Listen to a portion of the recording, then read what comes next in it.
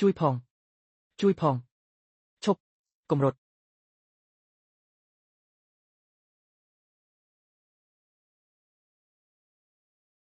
ថយក្រោយអ្នកនាងនោះជាកាំបិតរបស់ខ្ញុំទិញវាអ្នកនាងវីដម៉គ្រាន់តែកាំបិតចិត្តផ្លែឈើសោះចង់គំរាមអ្នកណាចាប់នាងឈប់សិនអាល្អិតអញចង់លូកដៃចូលរឿងនេះមែនទេដោយសារអ្នកនាងនោះចង់ទិញកាំបិតរបស់ខ្ញុំនាងជាអតិថិជនរបស់ខ្ញុំរហូតដល់ការជួញដូររបស់យើងចប់អ្នកមិនអាចនាំនាងទៅបានទេអញជាអ្នកណាចង់ឲ្យយើងវាបំផ្លាញទុកឯងមែនទេខ្ញុំជានរណាមិនសំខាន់ទេសំខាន់គឺនេះជាច្បាប់របស់ជ្រលងភ្នំហឡូគ្មាននរណាម្នាក់អាចបំពានវាបានទេច្បាប់ច្បាប់របស់អញទៅជាច្បាប់ពិតប្រាកដ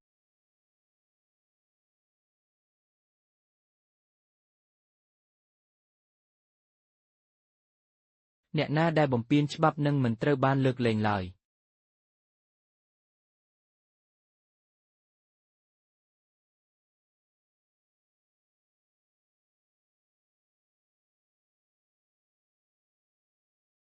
អ្នកនាងវីដម៉មិនអីទេមែនទេខ្ញុំមិនអីទេអរគុណដែលបានជួយសង្គ្រោះខ្ញុំមិនមែនជាមនុស្សដែលមិនសងគុណគេទេនេះប្រាក់$5 លានសូមទទួលយកទៅខ្ញុំជួយអ្នកដើម្បីបន្តការជួញដូររបស់យើងលោកមានន័យថាកាំបិតនេះមែនទេតម្លៃប៉ុន្មានតាមច្បាប់របស់អ្នកលក់កាំបិតខ្ញុំនឹងផ្ដល់ទំនាយមួយឲ្យអ្នកពេលវាខ្លាយជាការពិតខ្ញុំនឹងមកយកថ្លៃកាំបិតអ្នកលក់កាំបិតទំនាយអ្វីទៅម៉ោង 2 រសៀលនេះភាគហ៊ុនទាំងអស់នឹងធ្លាក់ចុះដល់កម្រិតកំណត់អ្វីទៅគ្រូទីខ្លាំងខ្លាយមែនអ្នកនាងវីដម៉ជាប្រធានក្រុមហ៊ុន Apex Capital នាងគឺជាម្ចាស់កន្ត្រីខាងវិនិយោគដែលគ្រប់គ្រងទឹកប្រាក់រាប់ពាន់លានលោកគ្រាន់តែជាអ្នកលក់តាមចិញ្ចើមផ្លូវម្នាក់ប៉ុណ្ណោះហើយលោកចង់បង្រៀនអ្នកនាងវីដម៉ពីភាគហ៊ុនគួរឲ្យអស់សំណាញ់លោកតើលោកអាចពន្យល់ពីហេតុផលរបស់លោកបានទេខ្ញុំនិយាយតែប៉ុណ្្នឹងទេអ្នកអាចជឿឬមិនជឿអ្នកនាងវីដម៉ខ្ញុំគិតថាគាត់គ្រាន់តែជាជនបោកប្រាស់ដែលមានកម្លាំងបន្តិចប៉ុណ្ណោះបើគាត់មានជំនាញពិតមែនគាត់នៅតែមកលក់របស់នៅទីនេះធ្វើអ្វីខ្ញុំនៅទីនេះមិនមែនដើម្បីលុយទេលុយគ្មានន័យអ្វីសម្រាប់ខ្ញុំទេលុយគ្មានន័យលោកគិតថាលោកជាអ្នកមានបំផុតមែនទេខេលីបរោះនេះបានជួយជីវិតខ្ញុំកុំឆ្លើយពេក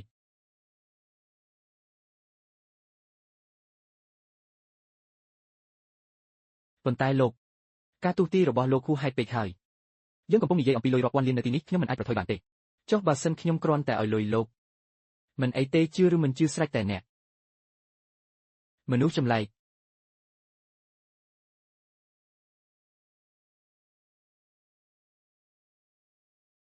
ខ្ញុំគឺសារ៉ុនខេនសូមត្រឡប់មកវិញលោកម៉ាហ្គេសសូមត្រឡប់មកវិញលោកម៉ាហ្គេសខ្ញុំមិនមែនជាលោកម៉ាហ្គេសទៀតទេសូមត្រឡប់ទៅវិញចុះលោកម៉ាហ្គេសកាលពី5 ឆ្នាំមុនភាពរស់រាយរបស់មេបញ្ជាការកម្ពុជាបានធ្វើឲ្យលោកខឹងដូច្នេះលោកក៏បានលាក់ខ្លួនពេលនេះមេបញ្ជាការកម្ពុជាថ្មីបានឡើងកាន់អំណាចហើយគាត់បានបញ្ជូនខ្ញុំមកដើម្បីនាំលោកត្រឡប់ទៅវិញសូមយកព្រមទៅមិនគួរឲ្យជឿថាកន្លងផុតទៅ5 ឆ្នាំសោះពេញ5 ឆ្នាំនេះតើនរណាជាអ្នកជួយគ្រប់គ្រងប្រពន្ធរបស់ខ្ញុំដោយសារតែលោកមិនព្រមត្រឡប់ទៅសាលសៀវិញឬទទួលយកការបម្រើរបស់យើងត្រូវតែរកវិធីផ្សេងហើយជួយគ្រួសារប្រពន្ធលោកដោយសម្ងាត់យល់ព្រមខ្ញុំយល់ព្រមម្ដងនេះចុះខ្ញុំនឹងទាមទារយកតំណែងម៉ាហ្គេសមកវិញ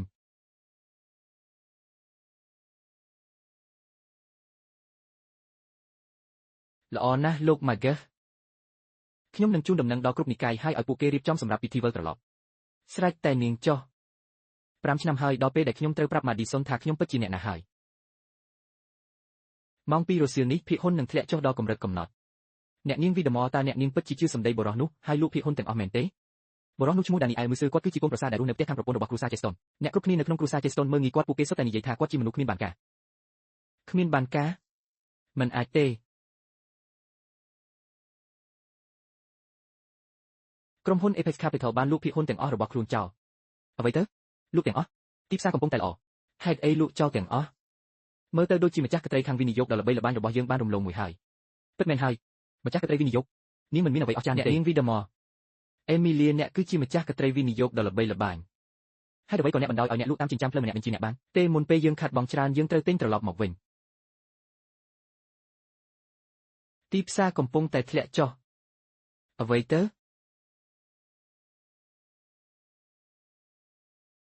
ធ្លាក់ហើយវាពិតជាធ្លាក់មែនអេមីលៀពិតជាម្ចាស់កន្ត្រីវិនិយោគមែនអស្ចារ្យណាស់អ្នកនាងវីដម៉ល្អហើយដែលអ្នកលក់បានទាន់ពេលវេលបើមិនអញ្ចឹងទេអ្នកនឹងខាត់បងរាប់ពាន់លានហើយតានីអែលលោកជានរណាឲ្យប្រាកដខេលីរៀបចំកាដូយើងនឹងទៅផ្ទះជេស្តុនដោយផ្ទាល់ដើម្បីជួបលោកមឺសឺមើលណែមនុស្សរបស់យើងទីបំផុតបានត្រឡប់មកវិញហើយចេញតាំងពីព្រលឹមមកវិញយប់ប្រឡប់ថ្ងៃនេះរកបានប៉ុន្មានដែរម៉ាក់រឿងលុយកាក់មិនសំខាន់ទេ សំខាន់គឺការសន្សំបុណ្យនិងសាងកុសលហេអញស៊ីបាយផ្ទះយើងប្រើរបស់របរផ្ទះយើងមិនចេញមួយកាក់មួយសេះសោះអាមនុស្សគ្មានបានការឯងពិតជាមិនខ្វល់មែនអាដិនឯងយកច្រឡំលើខ្ញុំហើយខ្ញុំស៊ីដេកអត់ប្រយោជន៍ឯណា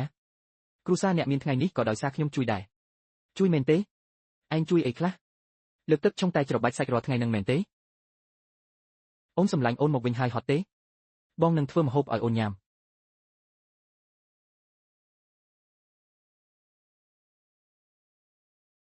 ជប់សិនយើងមានរឿងត្រូវនិយាយគ្នាអូខេចៃដល់ណៃអីបងក៏មានកាដូភ្ញាក់ផ្អើលសម្រាប់អូនដែរដានីអែយើងលេងលេះគ្នាទៅលេងលេះគ្នាទៅលេងណាមិនក៏លេងណាអាមនុស្សអត់បានការឯងហ៊ានសួរថាម៉េចទៀតម៉ាឌីសុនឥឡូវជាអគ្គនាយិកាក្រុមហ៊ុន Cheston នាងជាមនុស្សស្រីដ៏អស្ចារ្យម្នាក់ឯងវិញគ្រាន់តែជាអាអ្នកបោកប្រាស់តាមចិញ្ចើមផ្លូវថ្ងៃណាមួយឯងច្បាស់ជាត្រូវប៉ូលីសចាប់មិនខានដល់ពេលនោះមានតែធ្វើឲ្យគ្រួសារ Cheston ខ្មាស់គេប៉ុណ្ណោះខ្ញុំបោកប្រាស់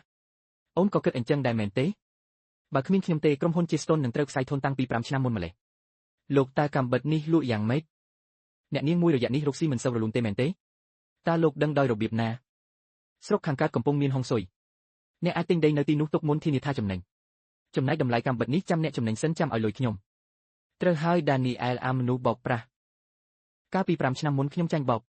ល្បិចលក់កាំបិតរបស់លោកទើបខ្ញុំរៀបការជាមួយលោកខ្ញុំបានចំណាយពេល5ឆ្នាំពេញដើម្បីលោកហើយលោកច្បាស់ជារកលុយបានច្រើនណាស់ឯងគ្រាន់តែសំណាងប៉ុណ្ណោះជិកសុនយើងធ្លាប់ជួបគ្នាទេខ្ញុំគិតឃើញហើយបើឯងពិតជាពូកែទូសទីមែនមិនមិនទីថាថ្ងៃនេះត្រូវលេងលេះជាមួយម៉ាឌីសុនខ្ញុំអាចទីមើលរិស័យអ្នកដទៃតែមិនអាចទីមើលខ្លួនឯងបានទេហេអាមនុស្សគ្មានបានការគឺនៅតែគ្មានបានការចេះតែរកលេសបើប្រៀបធៀបជាមួយលោក Campbell ឯងពិតជាគួរឲ្យចង់សាច់ណាស់ពិតមកយកខ្ញុំទៅប្រៀបធៀបជាមួយគេហ្នឹងគេមិនស័ក្តិសមទេតើឯងមានសិទ្ធិអីយកខ្លួនឯងទៅប្រៀបធៀបនឹងលោក Campbell ដឹងថានាឡិកានេះថ្លៃប៉ុន្មានទេមួយជីវិតនេះឯងក៏គ្មានសមត្ថភាពទិញដែរនេះគ្រាន់តែជាកាដូដែលលោក Campbell ឲ្យខ្ញុំពេលជួបគ្នាប៉ុណ្ណោះទ្រព្យសម្បត្តិឋានៈក្នុងភ្នែកអូនមានតែរបស់ទាំងនេះមែនទេចុះការថែរក្សាដែលបងមានចំពោះអូន5ឆ្នាំមកនេះគ្មានន័យអ្វីសោះមែនទេត្រូវហើយរបស់ដែលថោកទាបបំផុតលើលោកគឺភាពទន់ភ្លន់របស់មនុស្សប្រុសដែលគ្មានអ្វីសោះក្នុងខ្លួនមិននឹកស្មានថាអូនជាមនុស្សស្រីបែបនេះសោះបងមើលមនុស្សខុសហើយគិតថានឹងផ្ដល់ទ្រព្យសម្បត្តិមហាសាលដល់គ្រួសារ Cheston តែមើលទៅអ្នកទាំងអស់គ្នាគ្មានសំណាងទទួលវាទេឥឡូវនេះមើលទៅអ្នកទាំងអស់គ្នាគ្មានសំណាងទទួលវាទេដានីអែលខ្ញុំពិតជាមិនដឹងថាឯងកំពុងធ្វើពុតជាអីទេថានឹងផ្ដល់ទ្រព្យសម្បត្តិមហាសាលឲ្យពួកយើងឯងមានលុយប៉ុន្មានពួកយើងមិនដឹងមែនទេបើនិយាយពីអ្នកដែលនាំទ្រព្យសម្បត្តិមកឲ្យគ្រួសារ Cheston គឺលោក Campbell ទើបត្រូវគាត់ទើបតែស្គាល់ Madison បានប៉ុន្មានថ្ងៃសោះក៏រៀបចំខ្លួនណែនាំគ្រួសារយើងឲ្យស្គាល់អ្នកនាងវីដមនៃក្រុមហ៊ុន Apex Capital ទៅហើយក្រុមហ៊ុន Apex Capital ពិតមកខ្ញុំមិនអនុញ្ញាតឲ្យអាមនុស្សអត់បានការឯងនិយាយពីក្រុមហ៊ុននិមិត្តរូបរបស់ខ្ញុំទេនិមិត្តរូបរបស់អូនទាំងក្រុមហ៊ុន Apex Capital ផងគ្មានន័យអ្វីសម្រាប់បងឡើយ Daniel ឯងនេះពិតជាកែមិនឡើងមែនមិនដឹងជាលើឈ្មោះ Apex Capital ពីណាមកក៏យកមកអួតក្អេងក្អាងអ្នកនាង Emilia Vidmore នៃក្រុមហ៊ុន Apex Capital គឺជាកូនស្រីច្បងត្រកូល Vidmore អាយុ18ឆ្នាំនាងបានចាក់ចេញពីគ្រួសារហើយបង្កើតក្រុមហ៊ុន Apex ត្រឹមតែប៉ុន្មានឆ្នាំសោះនាងអាចរកលុយបានរាប់ពាន់លានមនុស្សស្រីដ៏អស្ចារ្យដូចជានាងឯងមិនអាចប្រមាថបានទេអ្នកនាង Cheston អ្នកនាង Vidmore មកដល់ហើយលោក Campbell តើលោកជាអ្នករៀបចំមែនទេពិតមែនហើយប៉ុន្មានថ្ងៃមុនខ្ញុំបានស្នើទៅអ្នកនាង Vidmore លើកនេះនាងប្រហែលជាមកនិយាយរឿងសហការគ្នាហើយល្អណាស់តានីអែលបើកភ្នែកមើលឲ្យច្បាស់ទៅនេះទើបជាមនុស្សប្រុសដែលស័ក្តិសមនឹងខ្ញុំសហការជាមួយអ្នកទាំងអស់គ្នាកុំយកសពបើខ្ញុំទីមិនខុសទេអេមីលៀមកទីនេះគឺដើម្បីរកខ្ញុំមករកឯងសាក់ឆ្លុះកញ្ចក់មើលខ្លួនឯងទៅមើលថាស័ក្តិសមដែរអត់ម៉ាឌីសុនយើងគួរតែប្រញាប់ដេញវាចេញទៅកុំឲ្យបន្តិចទៀតអ្នកនាងវីដមមកដល់វាអាចនិយាយអីផ្ដេសផ្ដាសធ្វើឲ្យនាងខឹងពួកយើងច្បាស់ជាមានបញ្ហាធំមិនខានតែនេះឯពួកយើងមិនមែនជាមនុស្សក្នុងកម្រិតដូចគ្នាទៀតទេបើស្គាល់កាលៈទេសៈប្រញាប់ស៊ីញេលិខិតលេងលេះនេះទៅរួចចេញពីទីនេះទៅលិខិតនេះខ្ញុំនឹងស៊ីញេប៉ុន្តែអេមីលៀមកទីនេះដើម្បីជួបខ្ញុំមុនពេលនាងមកដល់ខ្ញុំមិនទៅណាទាំងអស់មើលទៅឯងពិតជាចង់មកបង្កបញ្ហាមែននរណាគេនៅទីនោះវាបំបាក់ជើងវាទៅរួចបោះវាចេញតាមទ្វារក្រោយឈប់សិនអ្នកនាងវីដមអញ្ជើញមកដល់ហើយនេះគឺម៉ាឌីសុនដែលខ្ញុំបានណែនាំប្រាប់កាលពីលើកមុននោះអីនាងគឺជាអគ្គនាយិកាដ៏ស្រស់ស្អាតដែលបានដឹកនាំគ្រួសារ Cheston ឲ្យជាប់ចំណាត់ថ្នាក់ក្នុងតារាងទ្រព្យសម្បត្តិ Gold Chip ក្នុងរយៈពេល5ឆ្នាំអ្នកនាងវីដមរីករាយណាស់ដែលបានជួបអ្នកថយចេញខ្ញុំមករកលោក Daniel Mercer ចប់ហើយ Daniel ច្បាស់ជាទៅធ្វើអីផ្ដេសផ្ដាសនៅខាងក្រៅហើយគេច្បាស់ជាភាគហ៊ុន51ស្មើនឹងជាង $20,000 លាន Daniel នោះគឺជាប្តីរបស់ខ្ញុំគិតមិនខុសទេខ្ញុំមើលមនុស្សមិនខុសមែនមិនមែនអំបញ្ញមិញទៅតែប្រាប់ឲ្យបងចុះហាត់ធ្លេខាលែងលេះទេមែនទេអូនោះគឺគ្រាន់តែនិយាយលេងទេតើអូនអាចដាច់ចិត្តលេងលេះជាមួយបងបានដោយរបៀបណាពួកយើងបំភ្លេចរឿងអតីតកាលចោលទៅហើយបន្តរួមរស់ជាមួយគ្នាទៀតចុះត្រូវហើយប្តីប្រពន្ធឆ្លោះគ្នាគឺជារឿងធម្មតាទេ Daniel កុំយកពាក្យសម្ដីពួកយើងអំបញ្ញមិញទុកក្នុងចិត្តអីត្រូវហើយ Daniel ពួកយើងគ្រាន់តែនិយាយលេងប៉ុណ្ណោះមិនលេងណានិយាយលេងហេសុំទោសឥឡូវនេះខ្ញុំជាអ្នកចង់លេងលេះចាប់ពីពេលនេះទៅខ្ញុំនឹងគ្រួសារអ្នកគ្មានអ្វីពាក់ព័ន្ធគ្នាទៀតទេទីនេះមិនស័ក្តិសមក្នុងការនិយាយរឿងនេះទេពួកយើងទៅកន្លែងផ្សេងទៅយោពង Daniel កុំតន់ឲ្យទៅពួកយើងនៅនិយាយគ្នាទៀតអ្នកនេះជាមនុស្សល្ងងហើយចង់និយាយរឿងចំនួនជាមួយខ្ញុំមិននឹកស្មានថាអាមនុស្សអត់បានការនោះខ្លាយជាអ្នកសង្គ្រោះជីវិតអេមីលីហើយខ្លាយជាមហាសេដ្ឋីរាប់ពាន់លានក្នុងមួយថ្ងៃតើអ្វីដែល Daniel និយាយជាការពិតមែនទេតើការទូស្ទីរបស់គាត់ជាការពិតមែនទេឬមួយខ្ញុំយល់ច្រឡំលើគាត់ការទូស្ទីតាមខ្ញុំគិតវាគ្រាន់តែជាការបោកប្រាស់ប៉ុណ្ណោះបោកប្រាស់លោកមានន័យថាអ្នកនាងវីដមក៏ដូចជាខ្ញុំអញ្ចឹងដែរមែនទេសំហេតុផលប្រសិនបើវាអាចបោកប្រាស់អ្នកកាលពី5ឆ្នាំមុនបានថ្ងៃនេះវាក៏អាចបោកប្រាស់អេមីលីបានដូចគ្នាមិនចម្លែកទេទោះបីជាគេជាអ្នកបោកប្រាស់ក៏គេបាន20,000 លានដែរហេអ្នកគិតថាវាអាចមានជីវិតរស់នៅចាយលុយនោះបានយូរមែនទេតើលោកមានន័យយ៉ាងម៉េចឥឡូវនេះអេមីលីមើលមិនឃើញទេតែគ្រួសារវីដមមិនល្ងងទេថ្ងៃស្អែកគឺជាថ្ងៃខួបកំណើតរបស់លោកតាវីដមដល់ពេលនោះពួកយើងនឹងប្រាប់គ្រួសារវីដមហើយលាតត្រដាងមុខមាត់ពិតរបស់ Daniel ល្អណាស់បើ Daniel ជាអមនុស្សអត់បានការនោះខ្លាចជាអ្នកមានមែនឲ្យខ្ញុំស្លាប់ក៏មិនសុខចិត្តដែរសម្លាញ់បងពិតជាអស្ចារ្យមែនលោកមើលសើខ្ញុំមិនដឹងថាតើតម្លៃដែលខ្ញុំឲ្យលោកធ្វើឲ្យលោកពេញចិត្តរត់ភាគហ៊ុន50នៃក្រុមហ៊ុន Apex Capital អ្នកនាងពិតជាមានចិត្តទូលីមែនប៉ុន្តែខ្ញុំគ្រាន់តែជួយសង្គ្រោះទ្រព្យសម្បត្តិរាប់ពាន់លានរបស់អ្នកប៉ុណ្ណោះអ្នកនាងឲ្យខ្ញុំ20,000 លានដុល្លារច្បាស់ជាមានបំណងអ្វីផ្សេងហើយពិតជាមិនអាចលាក់បាំងអ្វីពីលោកបានមែនតាមពិតទៅលើកនេះខ្ញុំចង់សុំឲ្យលោកធ្វើជាស្វាមីរបស់ខ្ញុំធ្វើជាស្វាមីរបស់អ្នកនាងមិនរើសអើងខ្ញុំទេដែលគ្រាន់តែជាកូនប្រសារតែត្រូវបានគ្រួសារជាស្តុនដេញចេញ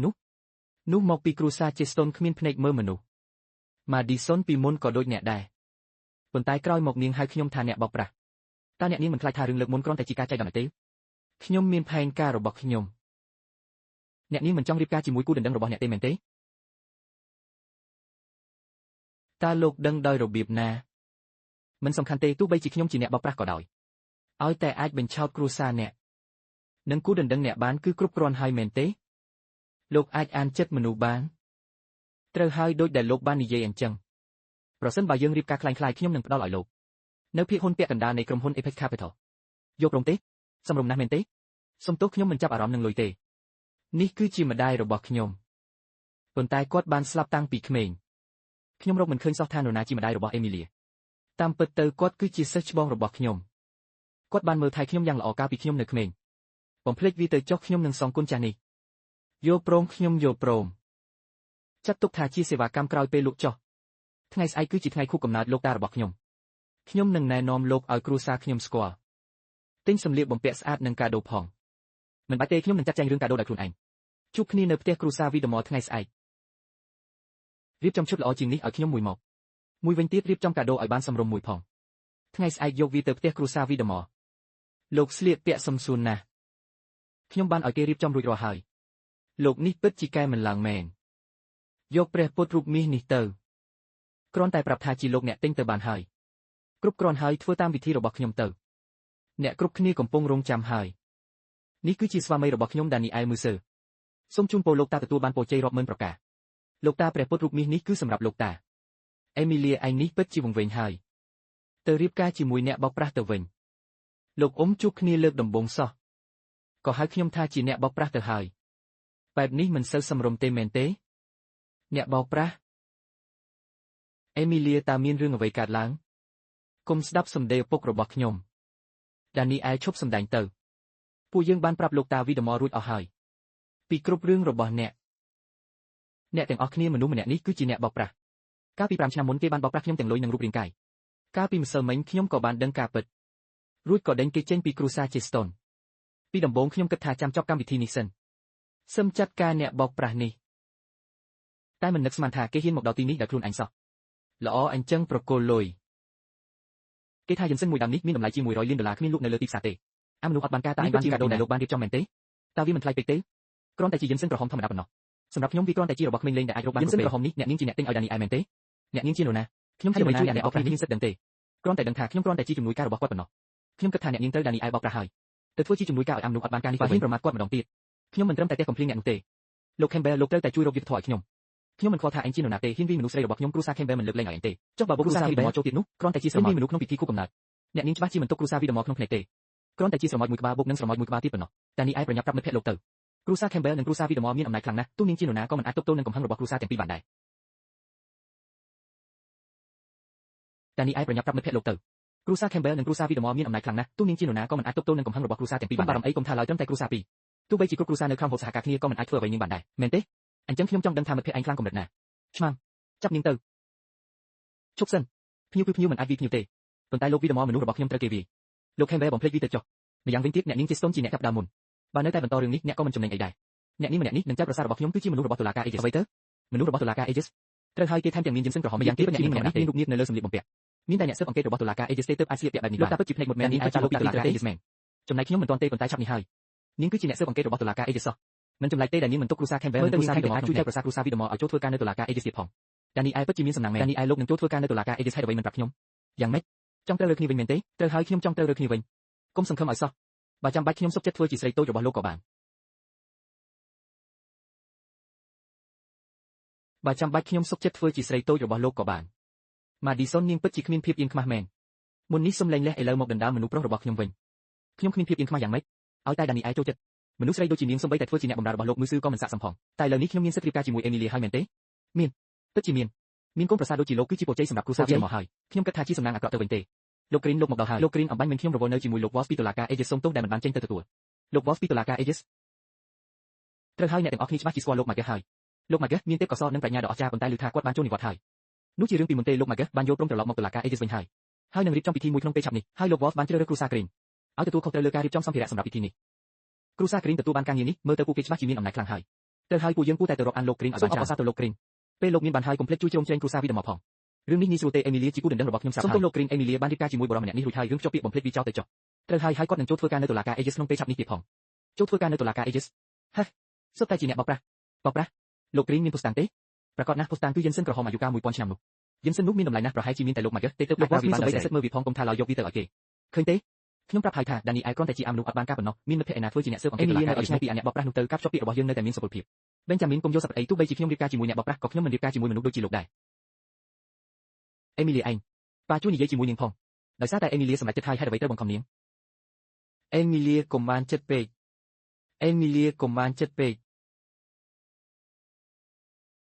យ៉ាងម៉េចចង់បញ្ជូនមនុស្សទៅចាប់ជំរិតនាងទៀតមែនទេឯ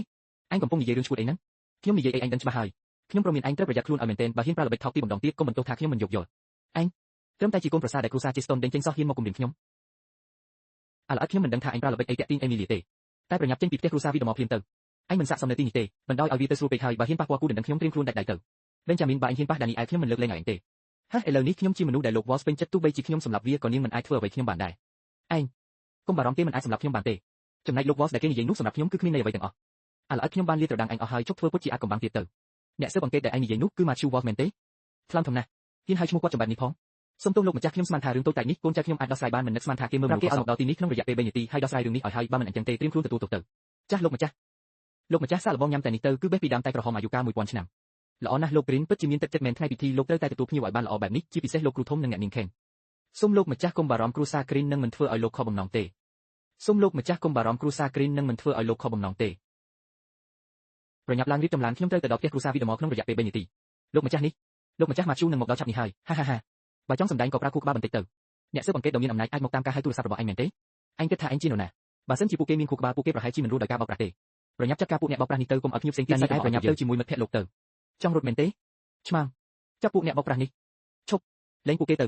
ប៉ាអេមីលីជាអ្នកជ្រើសរើសគេដោយខ្លួនឯងទុកផ្លូវឲ្យគេរੂផងទៅកំឡោះប្រញាប់ទៅឥឡូវនេះទៅខ្ញុំធានាថារឿងថ្ងៃនេះគ្រូសាវីដមនឹងមិនប្រកាន់ទេលោកតាអរគុណសម្រាប់ទឹកចិត្តរបស់លោកតាប៉ុន្តែគេចិត្តមកដល់ហើយខ្ញុំពិតជាមិនចាំបាច់ទៅទេប៉ាកុំលូកដៃក្នុងរឿងនេះអីអាមនុស្សចង់មកចាប់ពួកវាលោក Wolf អ្នកស៊ើបអង្កេតពីតុលាការ Aegis មកដល់ហើយលោក Wolf ពិតជាមកមែនគ្រាន់តែជាការចែកដន្យឲ្យប៉ុណ្ណោះលោក Wolf ប្រកាសជាដឹងថាថ្ងៃនេះជាថ្ងៃខួបកំណើតគម្រប់80ឆ្នាំរបស់លោកតាទើបអញ្ជើញមកចូលរួមអបអរសាទរអញ្ចឹងពិតជាមានមុខមាត់ធំណាស់ប្រញាប់ដេញពួកអ្នកបោកប្រាស់នេះចេញទៅឬមួយចង់ឲ្យលោក Wolf ប្រញាប់ឡើងដេញពូវាចេញទៅពេលចាំមីនគ្រីងអញខ្លាំងលោកគ្រីងអញខ្លាំងធំណាស់លោកម្ចាស់លោកយកច្រឡំហើយខ្ញុំកំពុងជួយគ្រូសាវីដមចាប់ក្រុមអ្នកបោកប្រាស់ខ្ញុំឃើញថាអញទៅជាអ្នកបោកប្រាស់ខ្ញុំឃើញថាអញទៅជាអ្នកបោកប្រាស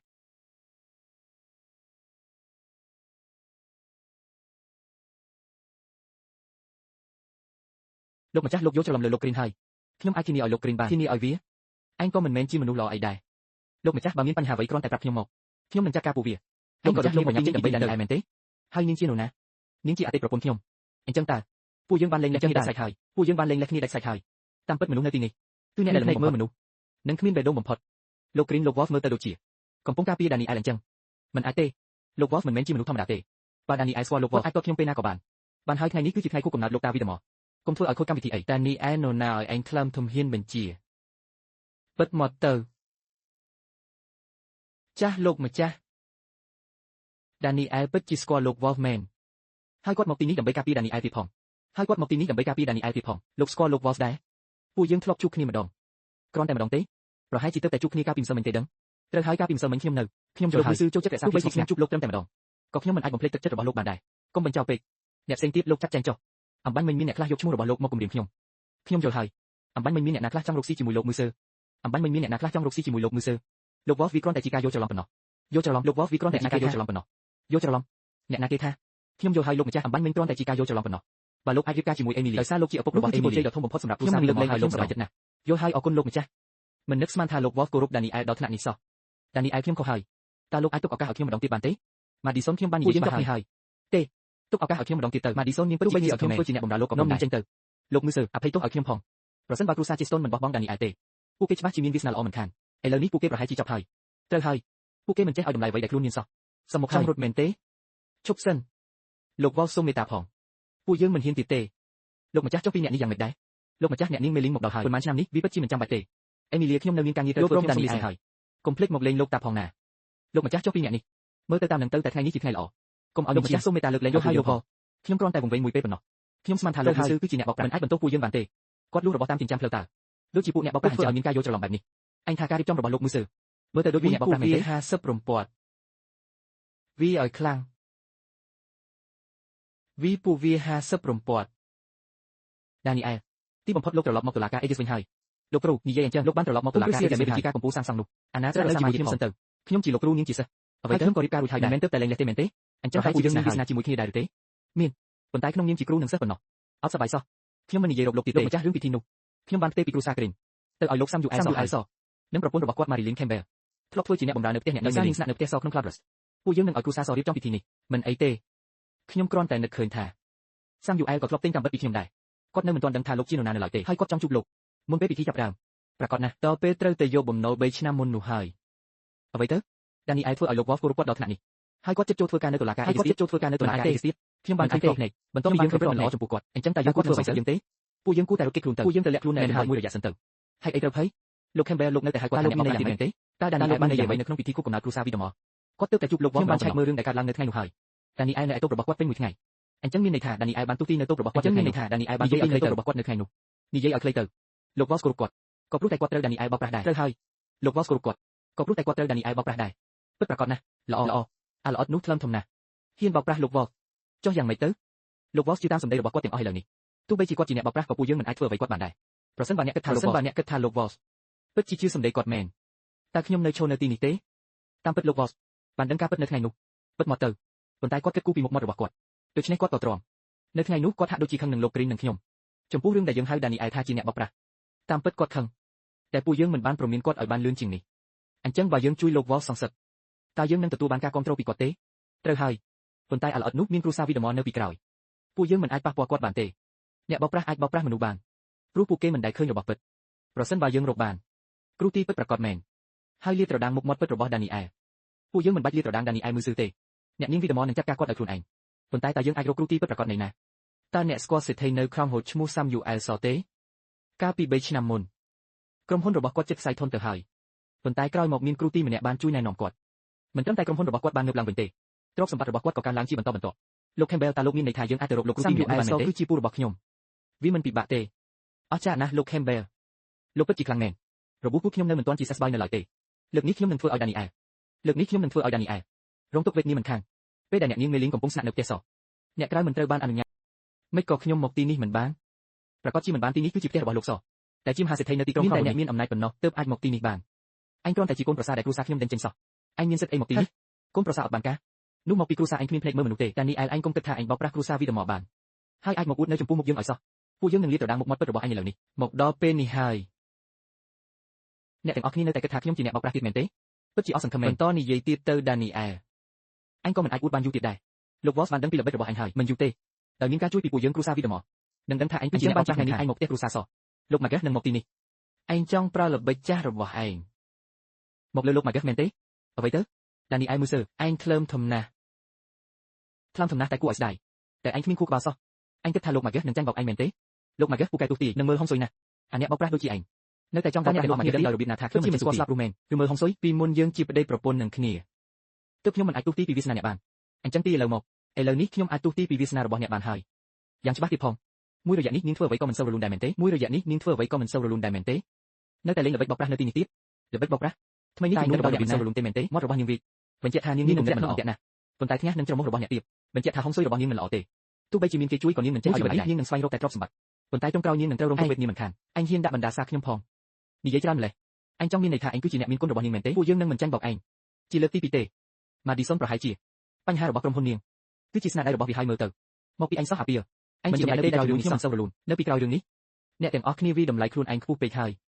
ឥឡូវនេះសម្រាប់ខ្ញុំគ្រូសាជាស្តុនគឺគ្មានន័យអ្វីទាំងអស់កុំភ្លេចថាគ្រូសាជាស្តុនមានថ្ងៃនេះក៏ដោយសារតែខ្ញុំដែរគ្រូសាជាស្តុនមានថ្ងៃនេះដោយសារឯងគួរឲ្យចង់សាច់ណាស់អ្នកណាក៏ដឹងដែរថាគ្រូសាជាស្តុនមានថ្ងៃនេះក៏ព្រោះតែប្រាជ្ញារបស់ខ្ញុំចំណែកឯងវិញក្រៅពីបោកប្រាស់អ្នកដទៃអាមនុស្សអត់បានការឯងគ្មានចេះធ្វើអ្វីសោះតែយើងចិញ្ចឹម5ឆ្នាំហើយឯងនៅមានមុខមកនិយាយថាពួកយើងជំពាក់ឯងទៀតអ្នកផ្សេងគេច្បាស់ជាគិតថាយើងមានថ្ងៃនេះដោយសារតែការបោកប្រាស់មិនខានឃើញទេយើងគួរតែចាត់ការវាពីដំបូងមកម្លេះបើមិនអញ្ចឹងទេវាក៏មិនមកចាក់យើងពីក្រោយខ្នងហើយបរិហាគេគ្រូសានេះចាត់ការបន្លែងបានទៅពេលដែរឥឡូវនេះវាមានតែម្នាក់ឯងទេអាដិនពួកយើងវាឲ្យចាស់ដៃទៅដើម្បីសងសឹកជំនួសឯងដែលត្រូវគេវា50រំពាត់នោះល្អពួកយើងវាឲ្យចាស់ដៃទៅដើម្បីសងសឹកជំនួសឯងដែលត្រូវគេវា50រំពាត់នោះបីជាមនុស្សមួយកងទ័ពក៏មិនអាចប៉ះពាល់ខ្ញុំបានដែរកុំថាឡើយត្រឹមតែកូនអ្នកមានដូចជាឯងតើមានរឿងអ្វីកើតឡើងលោក Campbell តើមានរឿងអ្វីគឺអាពីនេះវាបំរុងនឹងធ្វើបាបលោក Magus ពួកយើងចង់បញ្ឈប់វាប៉ុន្តែវាបែរជាមកវាពួកយើងទៅវិញអ្វីទៅធ្វើបាបលោក Magus ចាប់អាពីនេះឥឡូវនេះភ្លាមទៅឈប់សិនខ្ញុំមកទីនេះដើម្បីជួបលោក Samuel សអញស្គាល់ចៅហ្វាយរបស់យើងដែរខ្ញុំមកទីនេះដើម្បីទាបំណុល Alfred កុំស្ដាប់សម្ដីវាអីវាគ្រាន់តែជាអ្នកបោកប្រាស់ដែលគ្រូសាជាស្តុនដេញចេញប៉ុណ្ណោះវាមិនស័ក្តិសមសម្បីតែស្គាល់លោកសផងលោកសគឺជាមហាសេដ្ឋីនៅ Cloudrust គាត់មានលុយរាប់ពាន់លានហើយអ្វីបានជាគាត់ត្រូវជំពាក់បំណុលអាពីនេះខ្ញុំថាហើយអញពិតជាកុហកមែនអញគឺជាអាមនុស្សអត់បានការនោះមែនទេខ្ញុំធ្លាប់ឮឈ្មោះឯងហើយមិននឹកស្មានថាអាមនុស្សអត់បានការដូចជាឯងហ៊ានមកបង្កបញ្ហានៅផ្ទះគ្រួសារសោះទោះបីជាខ្ញុំមកបង្កបញ្ហាឬអត់ក៏ដោយសួរ Samuel សខ្លួនឯងទៅឯងគិតថាឯងជានរណាហើយអ្វីត្រូវរំខានគាត់ជាមួយអាសម្រាមដូចជាឯងលោកសចាប់វាទៅមនុស្សហងងខ្ញុំមកយកបំណុលកាលពី3ឆ្នាំមុនការរៀបចំទៅដល់ណាហើយកុំបារម្ភលោកសគ្រប់យ៉ាងរៀបចំរួចរាល់អស់ហើយ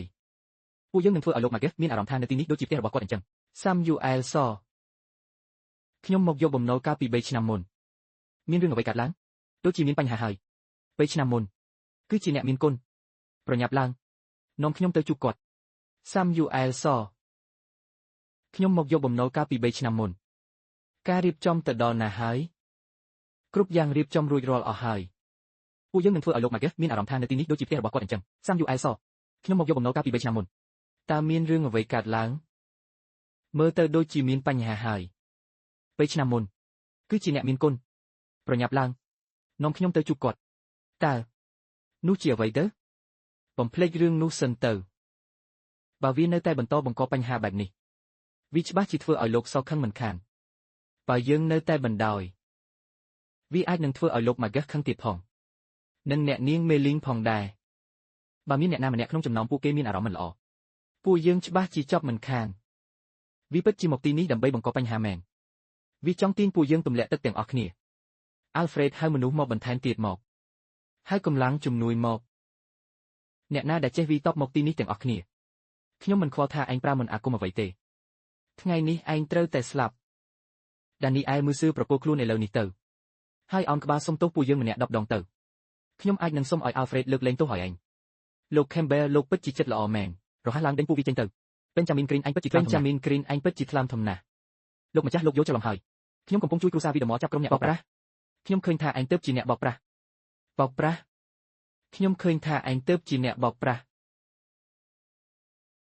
លោកម្ចាស់លោកយកច្រឡំលើលោក Green ហើយខ្ញុំអាចធានាឲ្យលោក Green បាន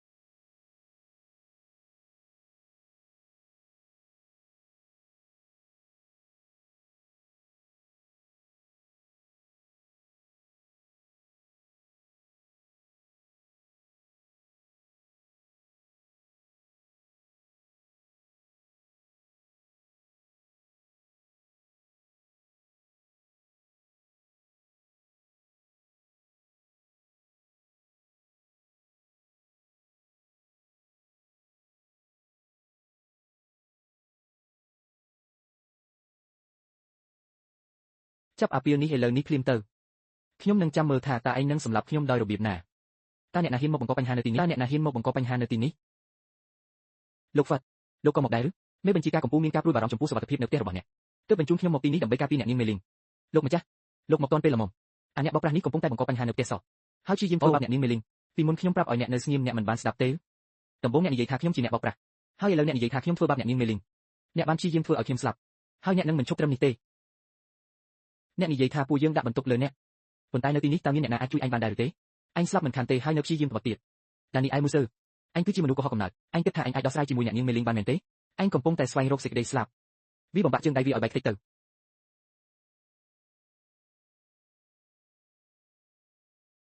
ឈប់សិនអ្នកគ្រាន់តែជឿសម្ដីពួកគេហើយក្រុមនឹងហៅពេកហើយមែនទេហេក្មេងម្នាក់នេះខ្ញុំមិនខ្វល់ថាឯងជាអ្នកបោកប្រាស់ឬអត់នោះទេសំខាន់គឺអ្នកនាងសបានពេញចិត្តអ្នកនាងមេលីងនិងលោកម៉ាកេអ្នកនាងសចង់ឲ្យឯងស្លាប់ដូច្នេះឯងត្រូវតែស្លាប់បើគ្មានការការពារពីគ្រួសារជាស្ទងទេអញជាមនុស្សគ្មានបានការច្បាស់ជាមិនអាចរស់បានយូរឡើយអាអ្នកបោកប្រាស់នេះបានបោកប្រាស់ពួកយើងយូរពេកហើយសេចក្តីស្លាប់របស់វាគ្រាន់តែជាបញ្ហានៃពេលវេលាដែលពួកយើងបានកាត់ផ្តាច់ទំនាក់ទំនងជាមួយវាជាយូរមកហើយតែនេះឯងមើលសឺបាញ់លុតជង្គង់សំទោសហើយកាត់អណ្ដាតឯងប្រហែលជាអាចរក្សាជីវិតបានឥឡូវនេះវាគ្មានប្រយោជន៍ទេទោះបីជាឯងលុតជង្គង់សំទោសពួកយើង100ដងក៏ដោយចាត់ការទៅបាញ់អ្នកទាំងអស់គ្នាឈប់សិនអ្នកនាងមេលីងទីនេះមានគ្រោះថ្នាក់សូមថយក្រោយសិនយើងនឹងចាត់ការអ្នកបោកប្រាស់នេះចាត់ការគាត់ឯងថ្លើមធំណាស់តែឯងដឹងទេថាគាត់ជានរណាអ្នកនាងមេលីងតើគាត់មិនមែនជាអ្នកបោកប្រាស់ទេ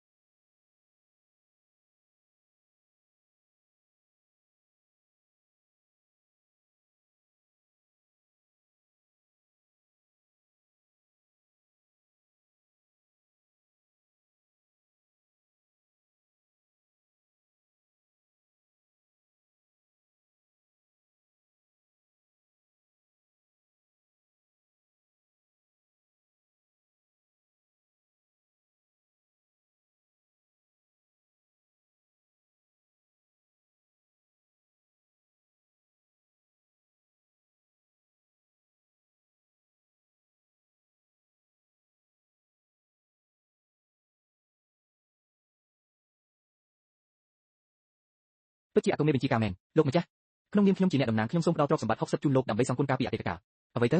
លោកសទ្រព្យសម្បត្តិសុទ្ធរបស់លោកមានយ៉ាងហោចណាស់300,000 លាន60គឺ180,000 លានលោកឈួតមែនទេ180,000 លានហើយអ្វីបានជាលោកប្រគល់វាឲ្យអាអ្នកបោកប្រាស់នេះទៅហើយលោកសទោះបីជាដានីអែលមើលស៊ឺគឺជាអ្នកមានគុណរបស់លោកមែនក៏គ្រាន់តែឲ្យលុយ1ឬ2លានទៅបានហើយអ្នកសុំទានដូចជាវាបើឲ្យលុយច្រើនពេកវានឹងវង្វេងខ្លួនហើយអ្នកសុំទានដូចជាវាបើឲ្យលុយច្រើនពេកវានឹងវង្វេងខ្លួនហើយពិតមកទៅគ្មានការណែនាំពីអ្នកកាលនោះក៏គ្មានខ្ញុំនៅថ្ងៃនេះដែរនេះគឺជារបស់ដែលលោកត្រូវទទួលបានមិនគួរឲ្យជឿដែលអ្នកមានស្មារតីបែបនេះមើលទៅខ្ញុំមិនបានជួយខុសមនុស្សទេយ៉ាងណាក៏ដោយសូមលោកយក180,000 លាននេះត្រឡប់ទៅវិញចុះអ្វីទៅលោកម្ចាស់តើមានអ្នកណាម្នាក់ធ្វើឲ្យលោកថ្នាក់ចិត្តមែនទេខ្ញុំនឹងដេញពួកគេចេញភ្លាមដេញពួកគេចេញទៅមិនមែនទេសាំយូអែលខ្ញុំគឺជាក្មួយប្រុសរបស់លោកកុំលោកជំទាវអ្នកមកទីនេះធ្វើអ្វីលោកជំទាវហេតុអ្វីលោកស្រីមកទីនេះបើខ្ញុំមិនមកទេអ្នកមិនត្រឹមតែដេញក្មួយប្រុសខ្ញុំចេញទេថែមទាំងឲ្យគេបោកប្រាស់ទ្រព្យសម្បត្តិគ្រួសារទៀតលោកជំទាវអ្នកយល់ច្រឡំហើយលោកមើលស៊ើមិនមែនជាអ្នកបោកប្រាស់ទេគាត់គឺជាអ្នកមានគុណរបស់ខ្ញុំអ្នកមានគុណសាំយូអែលសខ្ញុំថាអ្នកវង្វេងស្មារតីហើយក្មួយប្រុសខ្ញុំទើបតែប្រាប់អ្នកច្បាស់ថាវាគឺជាអ្នកបោកប្រាស់មិនអាចទៅរួចមិនបានខ្ញុំសួរអ្នកចុះកាលនោះគ្រូទីដែលណែនាំអ្នកតើអ្នកធ្លាប់ឃើញមុខគាត់ទេគ្មានទេប៉ុន្តែគាត់អាចនិយាយបានយ៉ាងត្រឹមត្រូវអំពីកិច្ចព្រមព្រៀងដែលខ្ញុំបានធ្វើនោះគឺជាវិធីសាស្ត្រធម្មតារបស់អ្នកលក់កាំបិតមិនមែនជារឿងអាថ៌កំបាំងអីទេជាពិសេសអតីតស្វាមីរបស់ខ្ញុំដានីអែលមើលស៊ើគាត់តែងតែប្រើល្បិចនេះដើម្បីបោកប្រាស់ពិតហើយអ្នកដែលអ្នកបានជួបកាលនោះច្បាស់ជាអ្នកជំនាញពិតប្រាកដហើយតែពិតជាមិនមែនជាអតីតស្វាមីរបស់ខ្ញុំឡើយពិតជាមែនបើខ្ញុំមិនមកទាន់ពេលទេអ្នកច្បាស់ជាចាញ់បោកគាត់មិនខានអូលោកពិតជាអស្ចារ្យមែនគ្មានអ្នកបោកប្រាស់ណាម្នាក់អាចលាក់ខ្លួនពីអ្នកបានឡើយ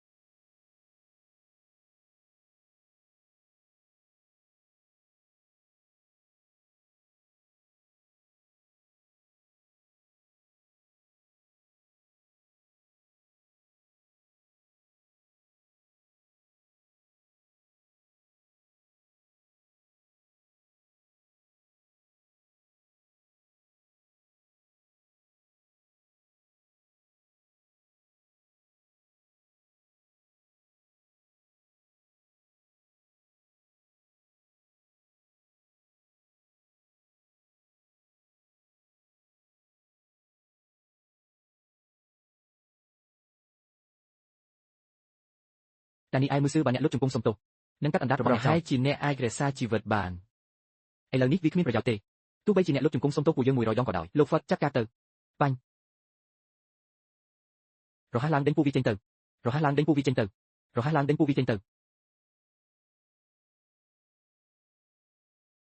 តើអ្នកបង្រៀនអ្នកបែបនេះមែនទេអ្វីទៅលោកហ្វឹតតែឥឡូវនេះគួរធ្វើដូចម្ដេចទៅក្មេងម្នាក់នេះអញពិតជាមានសមត្ថភាពមែនប៉ុន្តែវាមិនមែនមានន័យថាខ្ញុំមិនជាជនមានអំណាចតើខ្ញុំត្រូវតែក្រោកឈរឲ្យមនុស្សថោកទាបដូចជាអញឬគ្រាន់តែឲ្យប្រជាជនថាជាមនុស្សថោកទាបមិនស័ក្តិសមធ្វើជាមន្ត្រីទេអញហ៊ានវាខ្ញុំផងកុំគិតថាខ្ញុំគ្មានវិធីចាត់ការអញឲ្យសោះខ្ញុំនៅមានរកែកមួយទៀតខ្ញុំនឹងធ្វើឲ្យអញស្លាប់មិនខានល្អលោកហ្វឹតក៏យកគ្រាប់រកែកមកដែរអាអ្នកបោកប្រាស់នេះស្លាប់មិនខានតើគាត់អាចវិតបបានល្អយ៉ាងណាក៏ដោយក៏គ្មានប្រយោជន៍ដែរគ្មានអំណាចគ្មានការគ្រប់គ្រងតែនៅតែហ៊ានអួតខ្លួនបែបនេះតែនេះឯងមើលបើអ្នកស្លាប់ឥឡូវនេះប្រហែលជារាងកាយរបស់អ្នកមានសភាពមានតែរងចាំឲ្យខ្លាចជាសាច់រលួយប៉ុណ្ណោះតែនេះឯងមើលបើអ្នកស្លាប់ឥឡូវនេះមានតែរងចាំឲ្យខ្លាចជាសាច់រលួយប៉ុណ្ណោះខ្ញុំណែនាំអ្នកកុំខាត់ពេលអីទោះបីជាគ្រាប់បែកបម៉ាណូក៏មិនអាចសម្លាប់ខ្ញុំបានដែរកុំថាឡើយរបស់ក្មេងលេងបែបនេះអួតមិនខ្មាស់មាត់ដោះស្រាយរឿងនេះឲ្យហើយសិនទៅត្រៀមខ្លួនអ្នកទាំងអស់គ្នាឈប់សិន អ្នកគិតថាខ្ញុំល្ងងមែនទេល្អខ្ញុំនឹងធ្វើឲ្យអ្នកដឹងខ្លួនឈប់បើឯងមកយឺតជាងនេះខ្ញុំប្រហែលជាស្លាប់បាត់ទៅហើយ Alfred ឯងមកហើយមែនទេព្រឹកមិញឯងមិនបានឬខ្ញុំនិយាយទេក្រៅពីលិខិតអញ្ជើញពណ៌ក្រហមតើឯងមិនដឹងទេថាមានលិខិតអញ្ជើញពណ៌ខ្មៅដែលមានកាហ្វេទាំងយប់ខ្ញុំនៅតែវិលមកបន្តិចខ្ញុំមិនមានបំណងប្រឆាំងលោកទេលោកឆៅតើលិខិតអញ្ជើញរបស់អ្នកកំឡុងនេះជារបស់ពិតមែនទេហើយវាកម្រិតខ្ពស់ជាងនេះទៀតពិតជាអញ្ចឹងហើយវាជារឿងមិនអាចទៅរួចទេបើអញ្ចឹងមែន Daniel គ្មានសិទ្ធិយល់ហើយទេគាត់ប្រកាសជាលួចវាមកត្រូវហើយប្រកាសជាអញ្ចឹងហើយលោកឆៅចាប់ខ្លួនគាត់ទៅយើងអាចយកវាទៅប្រគល់ឲ្យម្ចាស់ដើមវិញហើយទទួលបានគុណសម្បត្តិធំមួយទៀតគុណសម្បត្តិធំមែនទេឃើញហើយការកម្ចាត់អ្នកទាំងពីរឧបកូនទើបជាគុណសម្បត្តិដ៏ពិតប្រាកដលោកឆៅតើនេះមានន័យដូចម្តេចពួកយើងព្យាយាមជួយលោកតើជួយខ្ញុំបានហើយអរគុណច្រើនសន្តិសុខបណ្ដេញអ្នកទាំងពីរគេចូលមកឲ្យសោះបាទលោកចាំបន្តិចខ្ញុំជាប្រធានលោក Watch ក៏ត្រូវទុកមុខឲ្យខ្ញុំដែរតើអ្នកគិតថាអ្នកជានរណាខ្ញុំនឹងឲ្យលោក Watch ដោះស្រាយជាមួយអ្នកបង្រៀនខ្ញុំមែនទេទៅអបលោក Watch អំពីរឿងថ្ងៃនេះទៅចាំមើលថាតើអ្នកណានឹងសំណាងអាក្រក់ពេលនោះជប់សិនលេងខ្ញុំកូនចៅធ្វើការមិនបានការសឹងតែបង្កបញ្ហាដល់លោកម្ចាស់ខ្ញុំពិតជាសំទោសបន្ទាប់ពីរឿងលើកមុនអញហាក់មានគំនិតជាមុនក្រោកឡើងថ្ងៃនេះយើងនឹងលើកលែងឲ្យអរគុណលោកម្ចាស់អ្នកហ៊ានធ្វើបែបនេះដាក់ពួកយើងមែនទេចាំមើលទៅខ្ញុំមិនបាច់ទេអ្នកមិនទាន់យល់ទេអ្វី Samuel Samuel ប្រហែលជាខ្លាចយើងដណ្ដើមមុខមាត់នៅពិធីនេះទើបគាត់ព្យាយាមគ្រប់យ៉ាងដើម្បីបានជាគេមិនចាប់ខ្លួនចោល Daniel នោះចុះហេតុអ្វីបានចុះឥឡូវយើងគួរធ្វើដូចម្តេចយើងក្រុងនឹងប្រើពិធីសែនព្រេនដើម្បីចូលទៅជួបលោក Majesty ឥឡូវនេះយើងសូម្បីតែច្រកចូលក៏មិនមានមកសួរខ្ញុំផ្លាកលេខនេះវាជារបស់គ្រួសារ Atwell ខ្ញុំដឹងពីរបៀបចូលទៅខាងក្នុងហើយលោកម្ចាស់តើលោកនៅចាំខ្ញុំបានទេខ្ញុំតែងតែគេនិយាយពីលោកម្ចាស់ក្ត្រីវិនិយោគថ្ងៃនេះបន្ទាប់ពីបានសន្ទនាជាមួយអ្នកពិតជាមិនខុសពីការរំពឹងទុកឡើយអ្នកសរសើរខ្ញុំហើយលោក Legend លោកម្ចាស់និយាយលេងហើយសូមទោសស្វាមីខ្ញុំមកដល់ហើយអ្នកទាំងពីរចាំខ្ញុំបន្តិចណាអ្នកមកទាន់ពេលណាខ្ញុំបានរៀបចំមិត្តភក្តិពីរបីអ្នកសម្រាប់អ្នកចាំខ្ញុំណែនាំខ្ញុំនិយាយជាមួយអ្នកកាលពីម្សិលមិញអ្នកមិនបានភ្លេចទេមែនទេអញ្ចឹងមែនទេយើងមកទីនេះដើម្បីបានផ្ដល់ឱកាសឲ្យពួកគេល្អអ្នកអាចអួតនៅចំពោះមុខខ្ញុំបានប៉ុន្តែសូមកុំនិយាយរឿងឈួតឲ្យសោះលោកស្រី Whitmore តានេះជាស្វាមីរបស់អ្នកមែនទេមើលទៅលោកមានអ្វីពិសេសមើលត្រឹមតែសម្បកក្រៅទេ Daniel គាត់មានចក្ខុវិស័យផ្នែកហិរញ្ញវត្ថុណាក្នុងពេលដែលទីផ្សារធ្លាក់ចុះកាលពីលើកមុនគឺគាត់ដែលណែនាំខ្ញុំឲ្យដកខ្លួនទាន់ពេលវេលាទើបខ្ញុំជិះផុតពីការធ្លាក់ចុះកាលពីលើកមុនអ្នកអាចរួចខ្លួនដោយសារអ្នកកំឡុងម្នាក់នេះមែនទេតើវាអាចទៅរួចយ៉ាងម៉េចទៅក្នុងរង្វង់ហិរញ្ញវត្ថុក្នុងស្រុកខ្ញុំមិនដែលលេចឈ្មោះគេពីមុនមកទេអ្នកមិនអាចប៉ះខ្ញុំបានទេព្រោះកម្រិតអ្នកមិនដល់ខ្ញុំអ្នកហ៊ាននិយាយថាខ្ញុំកម្រិតមិនដល់អ្នកមែនទេលោកម្ចាស់ចាំបន្តិចកុំទាន់ខឹងអីខ្ញុំនាំអ្នកមកទីនេះដើម្បីពង្រីកទំនាក់ទំនងមិនមែនមកបង្កើតស្រើទេលោកម្ចាស់ម្នាក់នេះជាអ្នកមានឥទ្ធិពលក្នុងវិស័យហិរញ្ញវត្ថុអ្នកគួរតែឆ្លៀតឱកាសនេះដើម្បីរាប់អានគាត់ទៅមិនមែនខ្ញុំមិនចង់ទុកមុខឲ្យអ្នកទេតែគាត់មិនសមនឹងកម្រិតរបស់ខ្ញុំពិតជាអំនួតខ្លាំងណាស់អ្នកហ៊ាននិយាយថាខ្ញុំមិនសមនឹងកម្រិតរបស់អ្នកទេថាទ្រព្យសម្បត្តិខ្ញុំមានប៉ុន្មានខ្ញុំមិនដែលចាប់អារម្មណ៍ថាពួកគេមានទ្រព្យសម្បត្តិប៉ុន្មាននោះទេយ៉ាងណាក៏ពួកគេមិនមានលុយច្រើនជាងខ្ញុំដែរអ្វីដែលសំខាន់គឺគុណធម៌របស់មនុស្សចំពោះអ្នកវិញអ្នកកំពុងតែប្រម៉ូទិញសាច់ជ្រូកនិងទំនិញចាំបាច់ដើម្បីខ្ញុំមែនទេខ្ញុំបានកិនងារវាហើយខ្ញុំក៏បានដឹងដែរថាតម្លៃទំនិញចាំបាច់នឹងជួបរួមយ៉ាងច្រើនដល់មិនខានអ្នកនិយាយថាវានឹងធ្លាក់ចុះមែនទេតើអ្នកដឹងទេថាបច្ចុប្បន្នមានការគ្រប់គ្រងរបស់ខ្ញុំថាឡើយតម្លៃធ្លាក់ចុះសូម្បីតែចង់ឲ្យវាឡើងថ្លៃប៉ុណ្ណាក៏តាមចិត្តខ្ញុំដែរសង្ឃឹមថាអ្នកនៅតែអាចរក្សាទំនុកចិត្តបានបែបនេះ email យើងទៅចាំសិនខ្ញុំជឿជាក់លើការវិនិច្ឆ័យរបស់ស្វាមីខ្ញុំលោកម្ចាស់ស្ដាប់យោបល់ខ្ញុំមួយប្រញាប់បញ្ចេញទំនិញដែលអ្នកកំពុងប្រម៉ូទិញទៅសុទ្ធតែជារឿងកុហកភូតភរទាំងមូលវាមិនដឹងអ្វីសោះដែល email រៀបការជាមួយមនុស្សបែបនេះតែនាងបែរជាជឿជាក់លើគាត់ទៅវិញមិនបានទេខ្ញុំត្រូវតែឲ្យ email ដឹងថាខ្ញុំជាម្ចាស់ជីវិតដ៏ពិតប្រាកដរបស់ដំណឹងនេះទៅទិញទំនិញចាំបាច់បន្ថែម 2000 លានទៀតល្អតម្លៃបានកើនឡើង10ទៀតហើយខ្ញុំនឹងឲ្យ email មើលភ្លាមខ្ញុំមិនជឿទេថា email នៅតែជឿពាក្យកុហករបស់អ្នកកំឡោះនោះលោកម្ចាស់ជំនួសឲ្យការគ្រាន់តែបង្ហាញ email មើលឲ្យអ្វីមិនលៀបត្រដាងជនបោកប្រាស់នេះទៅវិញលោក Campbell អ្នកស្រី Jason តើអ្នកទាំងពីរស្គាល់គាត់ដែរឬនោះគឺជាអតីតស្វាមីរបស់ខ្ញុំស្គាល់ជនបោកប្រាស់នេះច្បាស់ណាស់អតីតស្វាម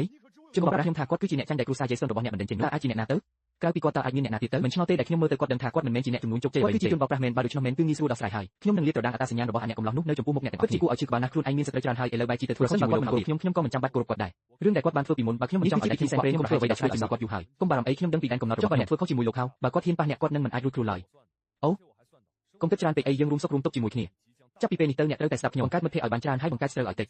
បានហើយខ្ញុំនឹងព្យាយាមអស់ពីសមត្ថភាពលោកស្រី Whitmore គាត់គឺជាលោក Coleman នេះគឺជាស្វាមីរបស់ខ្ញុំសួស្ដី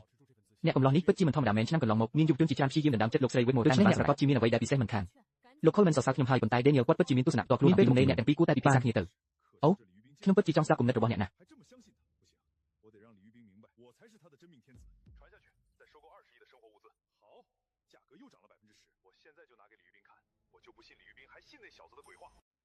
侯总，与其只给李玉斌看，不如将这个骗子公之于众，让他彻底身败名裂。楚少，林总，你们也认识这人？那就是我前夫，我对这骗子再熟悉不过了。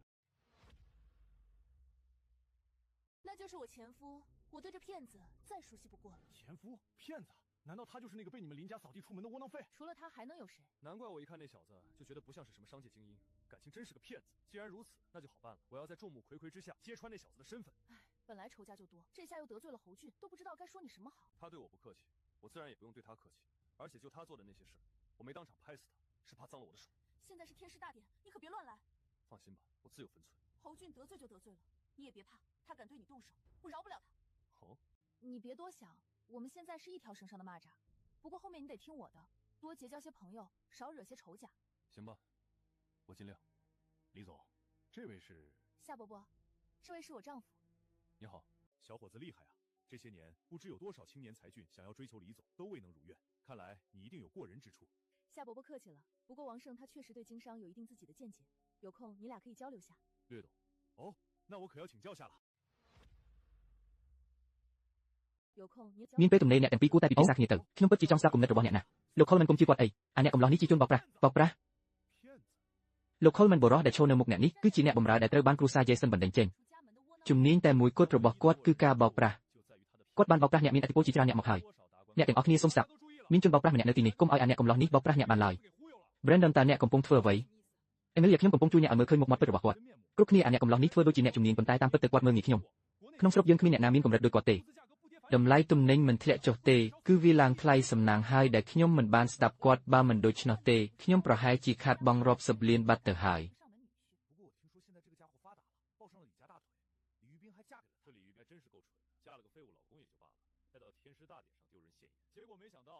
这人还打算继续忽悠他人，这下我可不能袖手旁观。这人还打算继续忽悠他人，这下我可不能袖手旁观，绝不能让这骗子继续骗下去，让我们把他赶出去。对，赶出去！大家且慢，要我说也不能听信侯总他们的一面之词，还是听听这位小兄弟和李总怎么说吧。我确实说过猪肉价格会大跌，小兄弟糊涂啊！现在猪瘟横行，市场供不应求，怎么会大跌呢？夏前辈，现在你相信这小子是骗子了吧？他连这点常识都不懂，居然还敢说自己懂商业，差点还指导起你来了。你说这不是笑话吗？这李总，请相信我们，谁都会有失误的时候。再说了，之前王胜确实指点过我，我拿我自己人格担保，他绝不是骗子。李玉冰，你之前说我目不识珠，不配和你合作，现在我看不配的人是你。你知不知道，王胜他压根就不懂金融。你不懂金融？我确实没有学过金融知识，金融女神居然被一个连金融知识都没学过的傻子给骗了。真是滑天下之大稽，他也不想想，连林家都不要的废物能好到哪儿去？真以为自己能捡漏呢？玉冰，你看到了吧？他就是个什么都不懂的骗子，之前能帮到你，完全就是瞎猫碰到了死耗子。我还以为你能获得按察使大人的友谊，是有真本事在身上。怎么，让你失望了？我还以为你能获得按察使大人的友谊，是有真本事在身上。怎么，让你失望了？这倒没有，毕竟就像最开始约定的那样，我不会管你是不是骗子。只不过早知如此，我就不该让你来。说起来，是我害了你。你这人倒是有意思。放心吧，我不是骗子。我虽然没有学过金融知识，但是靠着紫微斗咒可推算世间一切。我刚说的物资价格暴跌是真的。紫微斗数推算一切，小子，你在这说书呢？那你算没算到今天就是你的死期？是不是我的死期我不知道，毕竟算人者不能算己。但是我知道今天一定是你的死期，毕竟亏了这么多钱，你后面的周家应该不会放过你吧？你还知道什么？我无所不知，装神弄鬼。你既然知道我是在为周家做事，就更应该知道，在资本市场上我不可能输，是吗？可再过1分钟，猪肉价格就会暴跌，你恶意囤积的那些物资都会烂在手里。王胜，都这个时候了，你居然还在这里危言耸听，也不看看还有谁信你？我信，哼，无可救药。王胜，既然你这么有自信，那敢不敢打赌？1分钟内这猪肉价格要是下跌，我从这里爬出去；要是没有跌，你给我爬出去。再加我一个。好啊，还有30秒。既然你们想当狗，那我就承 តើអាអ្នកណាគ្មានប្រយោជន៍នេះជានរណាហើយគាត់ហ៊ានប្រាប់លោក Legend ពីរបៀបវិនិយោគទៀតមែនទេកាលពីមុនលោកស្រី Jason មិនមែនបាននិយាយរឿងនេះជាអ្នកបម្រើដែលត្រូវបានគ្រួសារ Jason បណ្ដេញចេញតែខ្ញុំថាឥឡូវនេះគាត់មានមុខមាត់ខ្លាំងណាស់ថែមទាំងបានរៀបការជាមួយ Emilia ទៀត Emilia ពិតជាល្ងងណាស់រៀបការជាមួយស្វាមីគ្មានប្រយោជន៍គឺជារឿងមួយតែនាងថែមទាំងនាំគាត់មកពីទីនេះដើម្បីឲ្យគេអាម៉ាស់មុខទៀតនឹកស្មានមិនដល់ទេថាគាត់នៅតែព្យាយាមបោកប្រាស់អ្នកដទៃខ្ញុំមិនអាចឈប់មើលបានទៀតទេនឹកស្មានមិនដល់ទេថាគាត់នៅតែព្យាយាមបោកប្រាស់អ្នកដទៃខ្ញុំមិនអាចឈប់មើលបានទៀតទេយើងមិនអាចឲ្យជនបោកប្រាស់នេះបោកប្រាស់គេបន្តទៀតបានទេបណ្ដេញគាត់ចេញទៅចាំសិនអ្នកទាំងអស់គ្នាបើតាមយោបល់ខ្ញុំយើងមិនអាចជឿតែខាងលោក Legend ទាំងស្រុងទេគួរតែស្ដាប់យោបល់កំឡោះនេះនិងលោកស្រី Whitmore ផងខ្ញុំពិតជាធ្លាប់និយាយថាតម្លៃសាច់ជ្រូកនឹងធ្លាក់ចុះមែនអ្នកប្រហែលជាឈួតហើយកំឡោះជំងឺផ្ដាសាយជ្រូកកំពុងរាតត្បាតតើវានឹងធ្លាក់ចុះយ៉ាងដូចម្ដេចទៅលោក Coleman ឥឡូវអ្នកជឿហើយមែនទេថាអ្នកកំឡោះនេះជាជនបោកប្រាស់គាត់សូម្បីតែចំណេះដឹងមូលដ្ឋានក៏មិនដឹងដែរគាត់ហ៊ានអួតថាគាត់ស្គាល់មុខជំនួយមែនទេគាត់ព្យាយាមណែនាំអ្នកទៀតតើនេះមិនមែនជារឿងគួរឲ្យអស់សំណើចទេនេះលោកស្រី Whitmore លោក Legend សូមជឿពួកយើងទៅសូមឲ្យជឿជាក់លើពួកយើងនរណាក៏អាចមានកំហុសដែរម្យ៉ាងទៀត Daniel ធ្លាប់បានណែនាំខ្ញុំពីមុនមកខ្ញុំធានាដោយកិត្តិយសរបស់ខ្ញុំគាត់មិនមែនជាជនបោកប្រាស់ទេ Emilia អ្នកធ្លាប់និយាយថាខ្ញុំគ្មានសមត្ថភាពហើយមិនអាចធ្វើការជាមួយអ្នកបានឥឡូវខ្ញុំយល់ហើយអ្នកដែលមិនអាចធ្វើការបានគឺអ្នកទៅវិញទេតើអ្នកដឹងទេថា Daniel មិនយល់ពីហិរញ្ញវត្ថុដែលបានសិក្សាពីហិរញ្ញវត្ថុទេ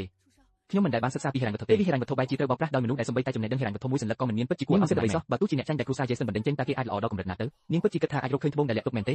Emilia អ្នកឃើញហើយមែនទេគាត់គឺជាជនបោកប្រាស់ដែលមិនដឹងអ្វីសោះកាលពីមុនដែលគាត់អាចជួយអ្នកបានគឺសុទ្ធតែជាសំណាងសុទ្ធសាធតែខ្ញុំនឹកស្មានថាការខ្លាចជាមិត្តជាមួយលោក Walsh មានន័យថាអ្នកពិតជាមានសមត្ថភាពមែនមិនដែរធ្វើឲ្យអ្នកខកចិត្តមែនទេខ្ញុំនឹកស្មានថាការខ្លាចជាមិត្តជាមួយលោក Walsh មានន័យថាអ្នកពិតជាមានសមត្ថភាពមែនមិនដែរធ្វើឲ្យអ្នកខកចិត្តមែនទេដូចដែលយើងបានព្រមព្រៀងគ្នានៅពេលចាប់ផ្ដើមខ្ញុំមិនខ្វល់ថាអ្នកជាជនបោកប្រាស់ទ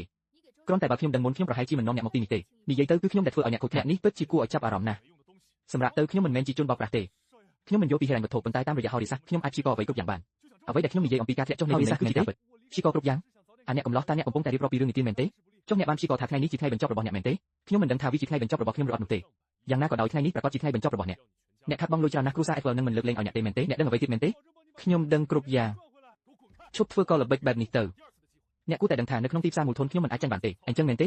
ចាំមួយនាទីទៀតតម្លៃសាច់ជ្រូកនឹងធ្លាក់ចំណេញដែលអ្នកប្រម៉ូទទិញនឹងរលួយនៅក្នុងដៃអ្នកមិនខានល្អណាស់ចាប់ពីពេលនេះទៅអ្នកត្រូវជំនួសធ្វើការរបស់ខ្ញុំគេនឹងក្លាយជាអ្នកមានស្មានថា Emilia មានរសនិយមមិនល្អប៉ុន្តែឥឡូវនេះវាហាក់ដូចជានាងបានរកឃើញស្វាមីដ៏ល្អម្នាក់以后你就取代侯俊的位置，跟我过去。小子要发达了，之前还以为李玉冰眼光不行，现在看来别人是找了。 ត្រឹមត្រូវហើយល្អណាស់ខ្ញុំមិនជឿលើហរិសាស្ត្ររបស់អ្នកទេថាអាចទីទុកមុនបានគ្រប់យ៉ាងប៉ុន្តែខ្ញុំអាចមើលឃើញថាអ្នកពូកែជាង Brandon ដែលជាមនុស្សចាញ់បោកគេទៅទៀតធ្វើការឲ្យខ្ញុំហើយអ្នកនឹងរស់នៅយ៉ាងមានបានពេញមួយជីវិតរសនិយមរបស់អ្នកប្រសើរជាងអ្នកដទៃប៉ុន្តែឲ្យខ្ញុំធ្វើការឲ្យអ្នកមិនសមនឹងទទួលបានវាទេតើគេឈួតហើយមែនទេគេហ៊ាននិយាយថាលោក Edward មិនសមនឹងទទួលបានវាសោះថាខ្លួនឯងមានតម្លៃសមនឹងទទួលបានវាអាសៀវវិញដឹងទេថាត្រកូល Edward គឺជាគ្រួសារកំពូលទាំង10របស់ក្រុងហូតពួកយើងមានទ្រព្យសម្បត្តិស្តុកស្ដម្ភហើយត្រកូល Whitmore របស់ប្រពន្ធថៃគ្មានន័យអ្វីសម្រាប់ពួកយើងទេសូម្បីតែស្រមោចមួយក្បាលកុំនិយាយពីស្រមោចក្នុងភ្នែកខ្ញុំអីទោះបីជាគ្រួសារ Edward គ្រប់គ្រងដូចជាខ្ញុំនឹងនៅតែបង្រៀនមេរៀនមួយដល់អ្នកហ៊ាននិយាយថាគ្រួសារ Edward គឺស្រមោចនឹងឯងវាមិនសមរម្យទេអ្នកគឺជាសត្វល្អិតក្រៅពីណែនាំ Brandon ឲ្យរៀបចំតម្លៃការដួលរំលែកភាគហ៊ុនពីមុនក៏ជាល្បិចរបស់គ្រួសារ Edward ដែរតើអ្នកដឹងទេថាការធ្វើបែបនេះនឹងធ្វើឲ្យវិនិយោគិនតូចតាចរាប់មិនអស់ចុះយ៉ាងម៉េចនោះគឺជាពិភពលោកដែលយើងរស់នៅពួកគេចាញ់ពួកគេគឺជាមនុស្សនឹងត្រូវគេកេងចំណេញទង្វើល្អនាំមកនៅពរជ័យទង្វើមិនល្អនឹងនាំមកនៅគ្រោះថ្នាក់តើគ្រួសារ Edward របស់អ្នកមិនខ្លាចកម្មផលទេរឿងលើសពីនេះទោះបីគ្រួសារ Edward ជួបកម្មផលក៏ដោយវាមិនមែនជារឿងដែលអ្នកគួរព្រួយបារម្ភឱកាសចុងក្រោយតើអ្នកនឹងធ្វើការឲ្យខ្ញុំរត់នេះគឺជាចម្លើយរបស់ខ្ញុំអ្នកមិនសមនឹងទទួលបានវាអ្នកមិនសមនឹងទទួលបានវាល្អអ្នកមិនត្រឹមតែបដិសេធខ្ញុំទេហ៊ានមិនគោរពខ្ញុំទៀតស្ដាប់ឲ្យល្អគ្រួសារប្រពន្ធថៃមិនត្រឹមតែចប់នោះទេសូម្បីតែត្រកូល Whitmore របស់ប្រពន្ធថៃក៏ត្រូវអ្នកតាមទៅទេរឿងបែបនេះត្រូវតែចេះយកគ្នាទៅវិញទៅមកចាប់តាំងពីប្តីរបស់ខ្ញុំនឹងមិនធ្វើការឲ្យអ្វីត្រូវបង្ខំគាត់ប៉ុន្តែអ្នកស្រស់ស្អាតគួរសម្ដែងបែបនេះចុះចូលធ្វើជាស្រីកំណានរបស់ខ្ញុំហើយខ្ញុំនឹងទុកឲ្យត្រកូល Whitmore ទៅចុះបិណ្ឌទៅហាក់ដូចជាអ្នកដូចប្តីរបស់អ្នកអញ្ចឹងរឿងរੂខ្លាំងណាស់បើអញ្ចឹងចូលទៅចុះជាមួយគេទៅគេហ៊ានចាប់ពួកគេទៅឲ្យឆ្ងាយអាសៀវនៅហ៊ានតបទៀតល្អចាំមើលថាតើកូនសុំសុំណាមានអ្នកបង្កបញ្ហាចាប់វាភ្លាមតើអ្នកណាហ៊ានបង្កបញ្ហានៅទីនេះលោក Shaw អ្នកមិនមែនចង់សម្ដែងលើគេមែនទេគេបានប្រមាថខ្ញុំហើយគេវាកូនចៅរបស់ខ្ញុំនៅកណ្ដាលថ្ងៃត្រង់គេបង្កបញ្ហានៅក្នុងពិធីគេមិនគោរពលោក Magus ឡើយអ្នកត្រូវតែបង្រៀនមេរៀនដល់គេលោក Shaw អ្នកកំពុងតែនិយាយកុហកមនុស្សម្នាក់ដែលមិនគោរពលោក Magus គឺអ្នកហើយអញ្ចឹងដោយសាររឿងរបស់យើងសួរអ្នកទាំងអស់នៅទីនេះតើអ្នកណាពិតជាមិនគោរពលោក Magus អ្នកទាំងអស់គ្នាគិតឲ្យច្បាស់មុននឹងឆ្លើយ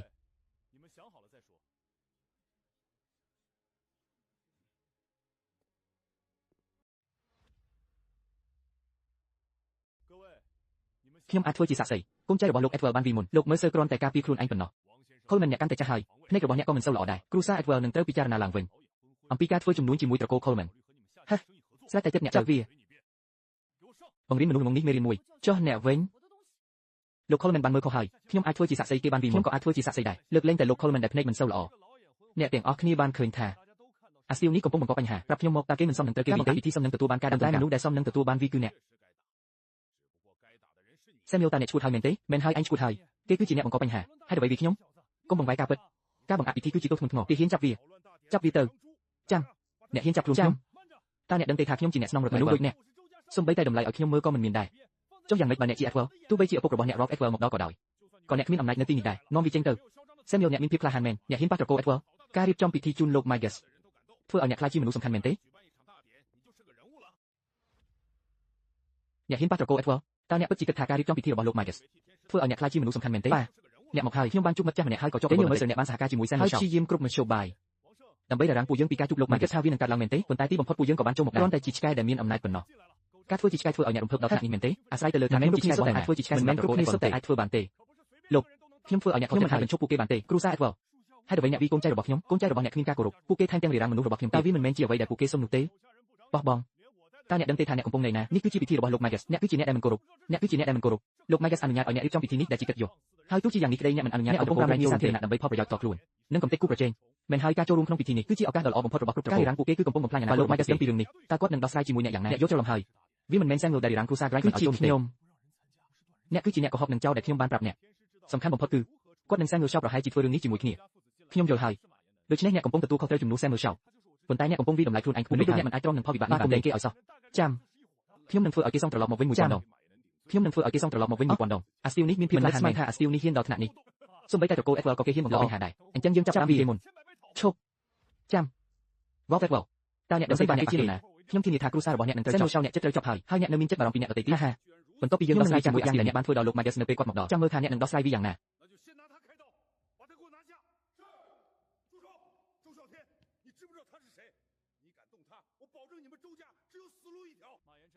你自己马上就要完蛋了，还有心思管别人？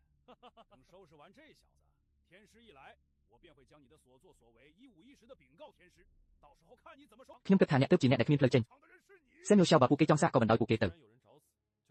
បាត់ចៅហ្វាយ មើលទៅអ្នកជាអ្នកបញ្ជាគេហើយ មិនមានមនុស្សច្រើនទេដែលអាចឲ្យ Samuel Shaw ស្ដាប់បង្គាប់បែបនេះតើអ្នកជានរណា ខ្ញុំជាមនុស្សដែលអ្នកមិនគួរទៅពាក់ព័ន្ធមិនគួរពាក់ព័ន្ធលោកចៅហ្វាយកុំចាញ់បោកអាស្ទីវនេះឲ្យសោះគេគ្រាន់តែជាអ្នកបោកប្រាស់ម្នាក់ប៉ុណ្ណោះគេតែងតែធ្វើពុតជាមនុស្សអស្ចារ្យដើម្បីបោកប្រាស់គេមានមនុស្សជាច្រើនចាញ់បោកគេហើយត្រូវហើយលោកចៅហ្វាយខ្ញុំដឹងច្បាស់ណាស់ពីប្រវត្តិរបស់គេគេគ្រាន់តែជាកូនប្រសារដែលគ្មានតម្លៃសូម្បីតែគ្រួសារតូចតាចក្នុងស្រុកក៏មើលងាយគេដែរខ្ញុំដឹងច្បាស់ណាស់ពីប្រវត្តិរបស់គេគេគ្រាន់តែជាកូនប្រសារដែលគ្មានតម្លៃសូម្បីតែគ្រួសារតូចតាចក្នុងស្រុកក៏មើលងាយគេដែរគេស្ទើរតែបោកពួកយើងបានទៅហើយអាល្អិតឯងពិតជាក្លាហានមែនខ្ញុំនឹងធ្វើឲ្យអ្នករងទុក្ខបន្តិចម្ដងDaniel Mercer ពួកយើងមានបញ្ហាធំហើយហើយអ្វីអ្នកនឹងរត់ទៅប្រសិនបើអ្នកយកលោកចៅហ្វាយជាមួយរបស់ខ្ញុំហើយកាប់ផ្ដាច់ចំណងជាមួយ Daniel Mercer ខ្ញុំអាចអង្វរលោក Edward ឲ្យដោះលែងអ្នកសូមបន្ទើទោះខ្ញុំស្លាប់ក៏ខ្ញុំមិនរៀបការជាមួយមនុស្សដូចអ្នកដែររឿងរੂមែនមិននឹកស្មានថា Gary Wood មួយឆ្លាតវៃអស់មួយជីវិតបែរជាមានកូនល្ងងដូចជាអ្នកសោះអញ្ចឹងអ្នកចាត់ទុកភាពអាត្មានិយមជាល្បិចនិងភាពមានកលល្បិចថាជាភាពឆ្លាតវៃ要我看真正愚蠢的恰恰是你们这帮人今天我哪儿都不去可是放心吧我保证他们奈何不了我小子你别以为你有点功夫我们周家就拿你没办法我父亲身后两位可是名震天下的一流高手不知道天高地厚我今天就让你知道像你这种蝼蚁只要我轻轻一捏就得死动手像你这种蝼蚁只要我轻轻一捏就得死动手你们成为一流高手也属不易要是助纣为虐可别怪我刀剑无情小子你这把水果刀也配叫刀老子让你见识见识什么才是男人该拿的武器哥你那斩龙刀由千年寒铁炼成重达100斤像他这种废物连提都提不动可不是只能拿水果刀吗斩龙刀你们是20年前名震江湖的龙虎兄弟你这老头倒是有些眼力见这下麻烦了据说死在这两兄弟手下的一流高手数不胜数王先生你还是赶紧跑吧夏前辈放心不管他们之前是龙是虎现在也不过是2条狗而已哼狂妄你小子敢骂我看我不把你一刀两半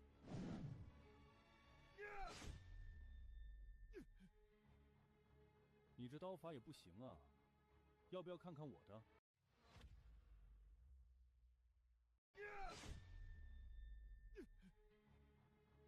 你这刀法也不行啊要不要看看我的大哥我杀你老婆去谁是蝼蚁现在你们明白了吗你别嚣张我已通知城防军你敌不过千军万马胡说城防军凭什么听你们指挥京城的守备军长官周启强乃我们周家分支你说他听不听我的话糟糕王生这下你一定得跑不然等军队来了就来不及了跑现在守备军已将京城各大出口都封了这小子现在插翅难逃对就是这个眼神啊你现在是不是特别后悔可惜啊晚了等大军一到我要当着你丈夫的面好好玩弄你你所期盼的大军是不会来了你又是哪位老爷此人和王胜是一伙的是他的骗子同伙哼难怪口气这么大小妞既然你长得这么漂亮不如跟我保证你吃香喝辣啊我的手师姐别拿你的脏手碰我你敢杀我儿子别说你儿子了只要我一声令下我青凤军团10万将士立马就能踏平你们周家青凤军团你是青凤战神什么人你说呢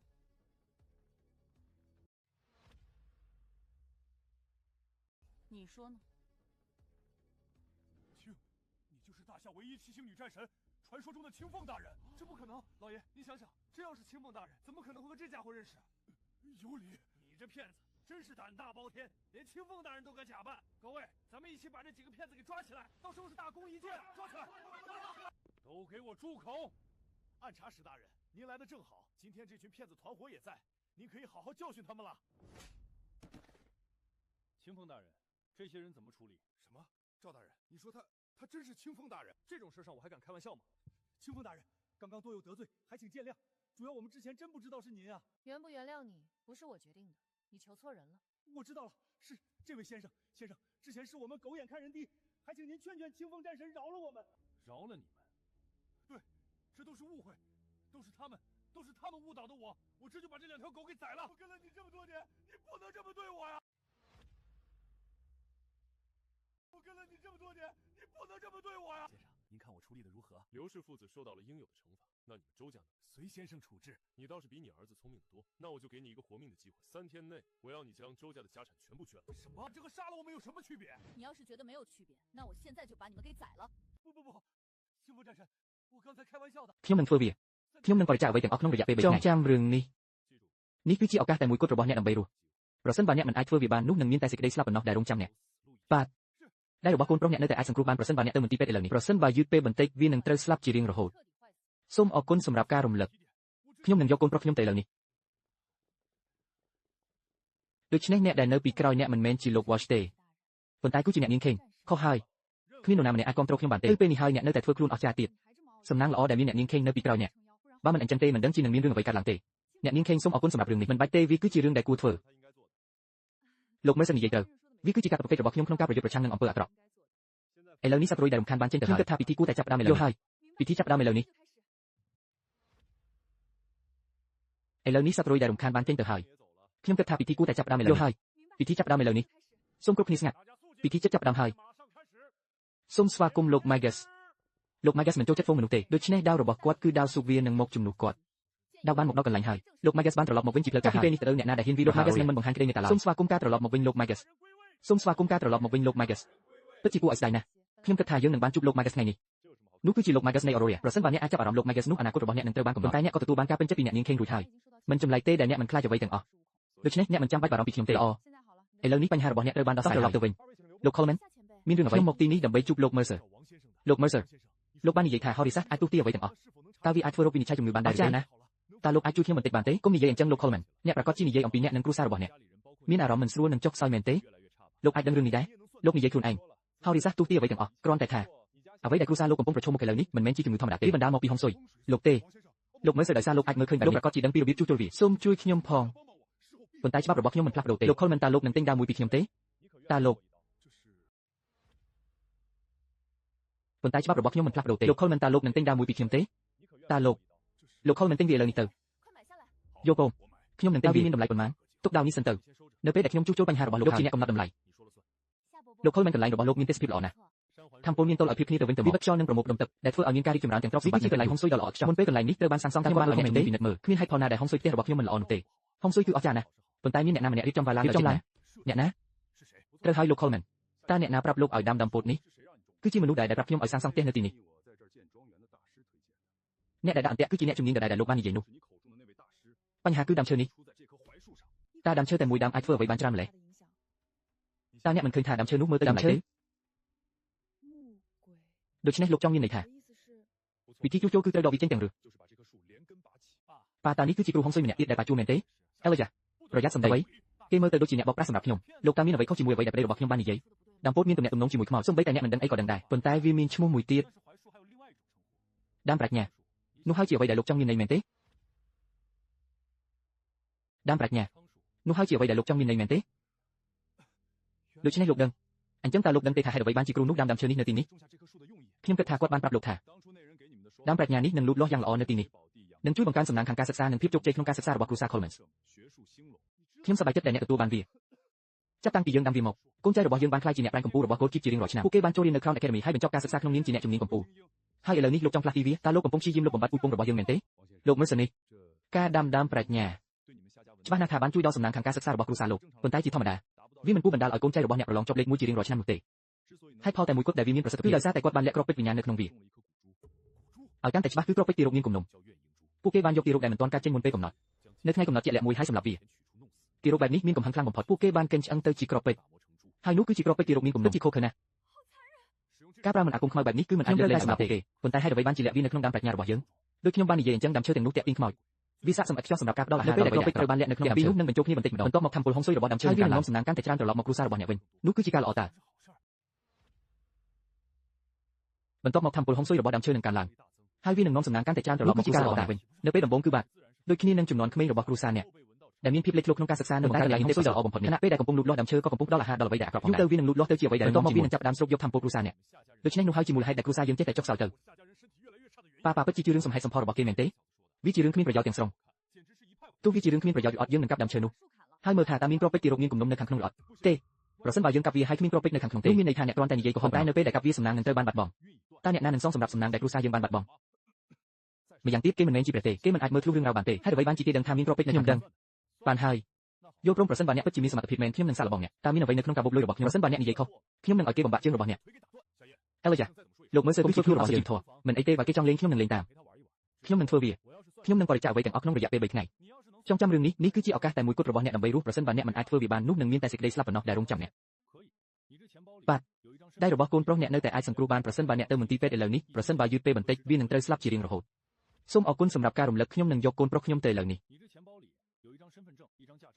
ដូច្នេះអ្នកដែលនៅពីក្រោយអ្នកមិនមែនជាលោក Walsh ទេប៉ុន្តែគឺជាអ្នកនាង Kane ខុសហើយគ្មាននរណាម្នាក់អាចគ្រប់គ្រងខ្ញុំបានទេគឺពេលនេះហើយអ្នកនៅតែធ្វើខ្លួនអស្ចារ្យទៀតសំណាងល្អដែលមានអ្នកនាង Kane នៅពីក្រោយអ្នកបើមិនអញ្ចឹងទេមិនដឹងជានឹងមានរឿងអ្វីកើតឡើងទេអ្នកនាង Kane សូមអរគុណសម្រាប់រឿងនេះមិនបាច់ទេវាគឺជារឿងដែលគួរធ្វើលោកមើលសើនិយាយត្រូវវាគឺជាកាតព្វកិច្ចរបស់ខ្ញុំក្នុងការប្រយុទ្ធប្រឆាំងនឹងអំពើអាក្រក់ឥឡូវនេះសត្វរុយដែលរំខានបានចេញទៅហើយខ្ញុំគិតថាពិធីគួរតែចាប់ផ្ដើមឥឡូវនេះយល់ហើយពិធីចាប់ផ្ដើមឥឡូវនេះឥឡូវនេះសត្វរុយដែលរំខានបានចេញទៅហើយខ្ញុំគិតថាពិធីគួរតែចាប់ផ្ដើមឥឡូវនេះយល់ហើយពិធីចាប់ផ្ដើមឥឡូវនេះសូមគ្រប់គ្នាស្ងាត់ពិធីចិត្តចាប់ផ្ដើមហើយសូមស្វាគមន៍លោក Magus លោក Magus មិនចូលចិត្តហ្វូងមនុស្សទេដូច្នេះដាវរបស់គាត់គឺដាវសុករានឹងមកជំនួសគាត់ដាវបានមកដល់កន្លែងហើយលោក Magus បានត្រឡប់មកវិញជាផ្លូវការហើយចាប់ពីពេលនេះទៅអ្នកណាដែលហ៊ានវាយប្រហារ Aurora លោក Magus នឹងមិនបង្ហាញក្តីមេត្តាឡើយសូមស្វាគមន៍ការត្រឡប់មកវិញលោក Magus សូមស្វាគមន៍ការត្រឡប់មកវិញលោក Magus គួរឲ្យស្ដាយណាស់ខ្ញុំគិតថាយើងនឹងបានជួបលោក Magus ថ្ងៃនេះនោះគឺជាលោក Magus នៃ Aurora ប្រសិនបើអ្នកអាចចាប់អារម្មណ៍លោក Magus នោះអនាគតរបស់អ្នកនឹងត្រូវបានកំណត់ប៉ុន្តែអ្នកក៏ទទួលបានការពេញចិត្តពីអ្នកនាង Kane រួចហើយមិនចម្លែកទេដែលអ្នកមិនខ្លាចអ្វីទាំងអស់ដូច្នេះអ្នកមិនចាំបាច់បារម្ភពីខ្ញុំទេល្អឥឡូវនេះបញ្ហារបស់អ្នកត្រូវបានដោះស្រាយហើយតោះត្រឡប់ទៅវិញលោក Coleman មានរឿងអ្វីខ្ញុំមកទីនេះដើម្បីជួបលោក Mercer លោក Mercer លោកបាននិយាយថា Horace អាចទូទាអ្វីទាំងអស់តើវាអាចធ្វើរោគវិនិច្ឆ័យជំងឺបានដែរឬទេអស្ចារ្យណាស់តើលោកអាចជួយខ្ញុំបន្តិចបានទេគុំនិយាយអញ្ចឹងលោក Coleman អ្នកប្រកាសជានិយាយអំពីអ្នកនិងគ្រួសាររបស់អ្នកមានអារម្មណ៍មិនស្រួលនិងចុកខ្សោយមែនទេលោកអាចដឹងរឿងនេះដែរលោកនិយាយខ្លួនឯង Horace ទូទាអ្វីទាំងអស់គ្រាន់តែថាអ្វីដែលគ្រួសារលោកកំពុងប្រឈមមុខឥឡូវនេះមិនមែនជាជំងឺធម្មតាទេវាបណ្ដាលមកពីហុងស៊ុយលោកទេលោក Mercer ដោយសារលោកអាចមើលឃើញបែបនេះលោកប្រកាសជាដឹងពីរបៀបជួសជុលវាសូមជួយខ្ញុំផងប៉ុន្តែច្បាប់របស់ខ្ញុំមិនផ្លាស់ប្ដូរទេលោក Coleman តើលោកនឹងទិញដាវមួយពីខ្ញុំទេតើលោកប៉ុន្តែច្បាប់របស់ខ្ញុំមិនផ្លាស់ប្ដូរទេលោក Coleman តើលោកនឹងទិញដាវមួយពីខ្ញុំទេតើលោក Coleman ទិញវាឥឡូវនេះទៅយកបងខ្ញុំនឹងទិញវាតើវាមានតម្លៃប៉ុន្មានទុកដាវនេះសិនទៅនៅពេលដែលខ្ញុំជួសជុលបញ្ហារបស់លោកហើយលោកជាអ្នកកំណត់តម្លៃលោក Coleman កន្លែងរបស់លោកមានទេសភាពល្អណាស់thamពលមានតលឲ្យភាពគ្នាទៅវិញទៅមកវាបិទខ្យល់និងប្រមូលផ្ដុំទឹកដែលធ្វើឲ្យមានការរីកចម្រើនទាំងទ្រព្យសម្បត្តិនិងកិត្តិយសវាគឺជាកន្លែងហុងស៊ុយដ៏ល្អឥតខ្ចោះមុនពេលកន្លែងនេះត្រូវបានសាងសង់ខ្ញុំបានឲ្យអ្នកជំនាញពិនិត្យមើលតើគាត់មើលខុសមែនទេគ្មានហេតុផលណាដែលហុងស៊ុយអស្ចារ្យណាស់ខ្ញុំមិនតែមានអ្នកណាម្នាក់រៀបចំវាឡើងដោយចេតនារៀបចំឡើងអ្នកណាត្រូវហើយលោក Coleman តើអ្នកណាប្រាប់លោកឲ្យដាំដំពោតនេះគឺជាមនុស្សដែលប្រាប់ខ្ញុំឲ្យសាងសង់ផ្ទះនៅទីនេះអ្នកដែលដាក់អន្ទាក់គឺជាអ្នកជំនាញដែលលោកបាននិយាយនោះបញ្ហាគឺដើមឈើនេះតើដើមឈើតែមួយដើមអាចធ្វើអ្វីបានច្រើនម្ល៉េះតើអ្នកមិនឃើញថាដើមឈើនោះមើលទៅចម្លែកទេដើមឈើដូច្នេះលោកចង់មានន័យថាពិធីជួសជុលគឺត្រូវដកវាចេញទាំងឬប៉ាតានេះគឺជាគ្រូហុងស៊ុយម្នាក់ទៀតដែលប៉ាជួមែនទេអេឡូយ៉ាប្រយ័ត្នសម្ដីអ្វីគេមើលទៅដូចជាអ្នកបោកប្រាស់សម្រាប់ខ្ញុំលោកតើមានអ្វីខុសជាមួយអ្វីដែលប្តីរបស់ខ្ញុំបាននិយាយដើមពោតមានទំនាក់ទំនងជាមួយខ្មោចសូម្បីតែអ្នកមិនដឹងអីក៏ដឹងដែរប៉ុន្តែវាមានឈ្មោះមួយទៀតដើមប្រាជ្ញានោះហើយជាអ្វីដែលលោកចង់មានន័យមែនទេដើមប្រាជ្ញានោះហើយជាអ្វីដែលលោកចង់មានន័យមែនទេដូច្នេះលោកដឹងអញ្ចឹងតើលោកដឹងទេថាហេតុអ្វីបានជាគ្រូនោះដាំដើមឈើនេះនៅទីនេះខ្ញុំគិតថាគាត់បានប្រាប់លោកថាដើមប្រាជ្ញានេះនឹងលូតលាស់យ៉ាងល្អនៅទីនេះនឹងជួយបង្កើនសំណាងខាងការសិក្សានិងភាពជោគជ័យក្នុងការសិក្សារបស់គ្រួសារ Coleman ខ្ញុំសប្បាយចិត្តដែលអ្នកទទួលបានវាចាប់តាំងពីយើងដាំវាមកកូនចៅរបស់យើងបានក្លាយជាអ្នកប្រាជ្ញកម្ពុជារបស់ Gold Keep ជារៀងរាល់ឆ្នាំពួកគេបានចូលរៀននៅ Crown Academy ហើយបញ្ចប់ការសិក្សាក្នុងនាមជាអ្នកជំនាញកម្ពុជាហើយឥឡូវនេះលោកចង់ផ្លាស់ទីវាតើលោកកំពុងព្យាយាមលុបបំបាត់ Mercer របស់យើងមែនទេការដាំប្រាជ្ញាច្បាស់ណាស់ថាបានជួយដល់សំណាងខាងការសិក្សារបស់គ្រួសារលោកប៉ុន្តែជាធម្មតាវាមិនគួរបណ្ដាលឲ្យកូនចៅរបស់អ្នកប្រឡងជាប់លេខ1ជារៀងរាល់ឆ្នាំនោះទេហេតុផលតែមួយគត់ដែលវាមានប្រសិទ្ធភាពគឺដោយសារតែគាត់បានលាក់គ្រាប់ពេជ្រវិញ្ញាណនៅក្នុងវាឲ្យកាន់តែច្បាស់គឺគ្រាប់ពេជ្រទារកមានគំនុំពួកគេបានយកទារកដែលមិនទាន់កើតចេញមុនពេលកំណត់នៅថ្ងៃកំណត់ជាក់លាក់មួយហើយសម្រាប់វាទារកបែបនេះមានកំហឹងខ្លាំងបំផុតពួកគេបានកិនឆ្អឹងទៅជាគ្រាប់ពេជ្រហើយនោះគឺជាគ្រាប់ពេជ្រទារកមានគំនុំពិតជាខុសខើណាស់ការប្រើមិនអាគមខ្មៅបែបនេះគឺមិនអាចលើកលែងឲ្យបានទេខ្ញុំត្រូវតែសម្រាប់ពួកគេប៉ុន្តែហេតុអ្វីបានជាលាក់វានៅក្នុងដើមប្រាជ្ញារបស់យើងដូចខ្ញុំបាននិយាយអញ្ចឹងដើមឈើទាំងនោះតាក់ទាញខ្មោចវាស័ក្តិសមឥតខ្ចោះសម្រាប់ការផ្ដល់អាហារដល់អ្វីដែលអាក្រក់នៅពេលដែលគ្រាប់ពេជ្រត្រូវបានលាក់នៅក្នុងដើមឈើទាំងពីរនោះនឹងបញ្ចូលគ្នាបន្តិចម្ដងបន្ទាប់មកធម្មពលហុងស៊ុយរបស់ដើមឈើនឹងកើនឡើងហើយវានឹងនាំសំណាងកាន់តែច្រើនត្រឡប់មកគ្រួសាររបស់អ្នកវិញនោះគឺជាការល្អតាបន្ទាប់មកធម្មពលហុងស៊ុយរបស់ដើមឈើនឹងកើនឡើងហើយវានឹងនាំសំណាងកាន់តែច្រើនត្រឡប់មកគ្រួសាររបស់អ្នកវិញនោះគឺជាការល្អតានៅពេលដំបូងគឺបាត់ដូចគ្នានឹងចំនួនក្មេងរបស់គ្រួសារអ្នកដែលមានភាពលេចធ្លោក្នុងការសិក្សានិងបង្កើតអ្នកមានទេពកោសល្យប៉ុន្តែកន្លែងហុងស៊ុយដ៏ល្អបំផុតនេះខណៈពេលដែលកំពុងលូតលាស់ដើមឈើក៏កំពុងផ្ដល់អាហារដល់អ្វីដែលអាក្រក់ផងដែរយូរទៅវានឹងលូតលាស់ទៅជាអ្វីដែលរឹងមាំជាងមុនបន្ទាប់មកវានឹងចាប់ផ្ដើមស្រូបយកធម្មពលគ្រួសារអ្នកដូច្នេះនោះហើយជាមូលហេតុដែលគ្រួសារយើងចេះតែចុះខ្សោយទៅប៉ាពិតជារឿងសំហេតុសំផលរបស់គេមែនទេវាជារឿងគ្មានប្រយោជន៍ទាំងស្រុងទោះវាជារឿងគ្មានប្រយោជន៍អត់យើងនឹងកាប់ដើមឈើនោះហើយមើលថាតើមានគ្រាប់ពេជ្រទារកមានគំនុំនៅខាងក្នុងឬអត់ទេ ប្រសិនបើយើងកាប់វាហើយគ្មានគ្រាប់ពេជ្រនៅខាងក្នុងទេនោះមានន័យថាអ្នកគ្រាន់តែនិយាយកុហកប៉ុណ្ណោះប៉ុន្តែនៅពេលដែលកាប់វាសំណាងនឹងត្រូវបានបាត់បង់តើអ្នកណានឹងសងសម្រាប់សំណាងដែលគ្រួសារយើងបានបាត់បង់ម្យ៉ាងទៀតគេមិនមែនជាព្រះទេគេមិនអាចមើលធ្លុះរឿងរ៉ាវបានទេហេតុអ្វីបានជាគេដឹងថាមានគ្រាប់ពេជ្រនៅខាងក្នុងខ្ញុំដឹងបានហើយយល់ព្រមប្រសិនបើអ្នកពិតជាមានសមត្ថភាពមែនខ្ញុំនឹងសាកល្បងអ្នកតើមានអ្វីនៅក្នុងកាបូបលុយរបស់ខ្ញុំប្រសិនបើអ្នកនិយាយខុសខ្ញុំនឹងឲ្យគេបំបាក់ជើងរបស់អ្នកអេឡូយ៉ាលោកមើលសើគឺជាភ្ញៀវរបស់យើងកុំធ្វើខ្លួនអត់សុជីវធម៌មិនអីទេបើគេចង់លេងខ្ញុំនឹងលេងតាមមិនបាច់ទេខ្ញុំនៅទីនេះហើយលោកមើលសើតាលោករកពួកយើងឃើញដោយរបៀបណាតាមដាននរណាម្នាក់គ្រាន់តែជាហរិសាសមូលដ្ឋានបំផុតប៉ុណ្ណោះខ្ញុំមកដើម្បីបណ្ដេញអំពើអាក្រក់ហើយខ្ញុំទើបតែចាប់បានអ្នកកំពុងសហការជាមួយអ្នកផងដែរសម្ដីធំណាស់មានលោកគ្រូហ៊ីវនៅទីនេះខ្ញុំមិនជឿថាអ្នកនៅតែអ្នកចាញ់បោកបានទេខ្ញុំមិនមានអារម្មណ៍ថាមានមន្តអាគមអ្វីលើគ្រាន់តែជាមនុស្សធម្មតាម្នាក់យ៉ាងច្រើនបំផុតគេចេះក្បាច់គុណខ្លះអ្វីទោះយ៉ាងណាក៏ដោយលក្ខខណ្ឌដែលយើងបានព្រមព្រៀងគ្នាមិនអាចផ្លាស់ប្ដូរបានទេពិតណាស់វាគឺដោយសារតែល្បិចកលរបស់អ្នកដែលធ្វើឲ្យគ្រួសារយើងត្រូវបង់ថ្លៃយ៉ាងធ្ងន់ធ្ងរសូម្បីតែ Madison ក៏ខ្លាចជាយាយចាស់ម្នាក់ដែរពួកអតិថិជនសហការជាមួយ Beside នេះគឺជាកម្មផលរបស់អ្នកជាអ្នកបង្កវាដោយខ្លួនឯងពួកអតិថិជនសហការជាមួយ Beside នេះគឺជាកម្មផលរបស់អ្នកជាអ្នកបង្កវាដោយខ្លួនឯងលោកគ្រូហ៊ីវដោយសារគេគ្រាន់តែជាមនុស្សធម្មតាម្នាក់តើខ្ញុំអាចសម្លាប់គេដោយខ្លួនឯងបានទេនេះគឺជាយន្តចូលសន្ធិដ្ឋឥឡូវនេះអ្នកមិនអាចត្រូវរបួសដោយអាវុធបានទេហើយមានកម្លាំងខ្លាំងក្លាណាស់សូមអរគុណលោកគ្រូអាល្អិតខ្ញុំនឹងមិនសម្លាប់ឯងព្រានទេខ្ញុំនឹងកំទេចឆ្អឹងរបស់ឯងម្ដងមួយហើយធ្វើទារុណកម្មឯងបន្តិចម្ដងអ្នកក៏កុំបារម្ភអីខ្ញុំមិនរកចិត្តដល់ថ្នាក់នោះទេខ្ញុំនឹងធ្វើឲ្យវាលឿនសម្រាប់អ្នកប្រអិតប្រទុំណាស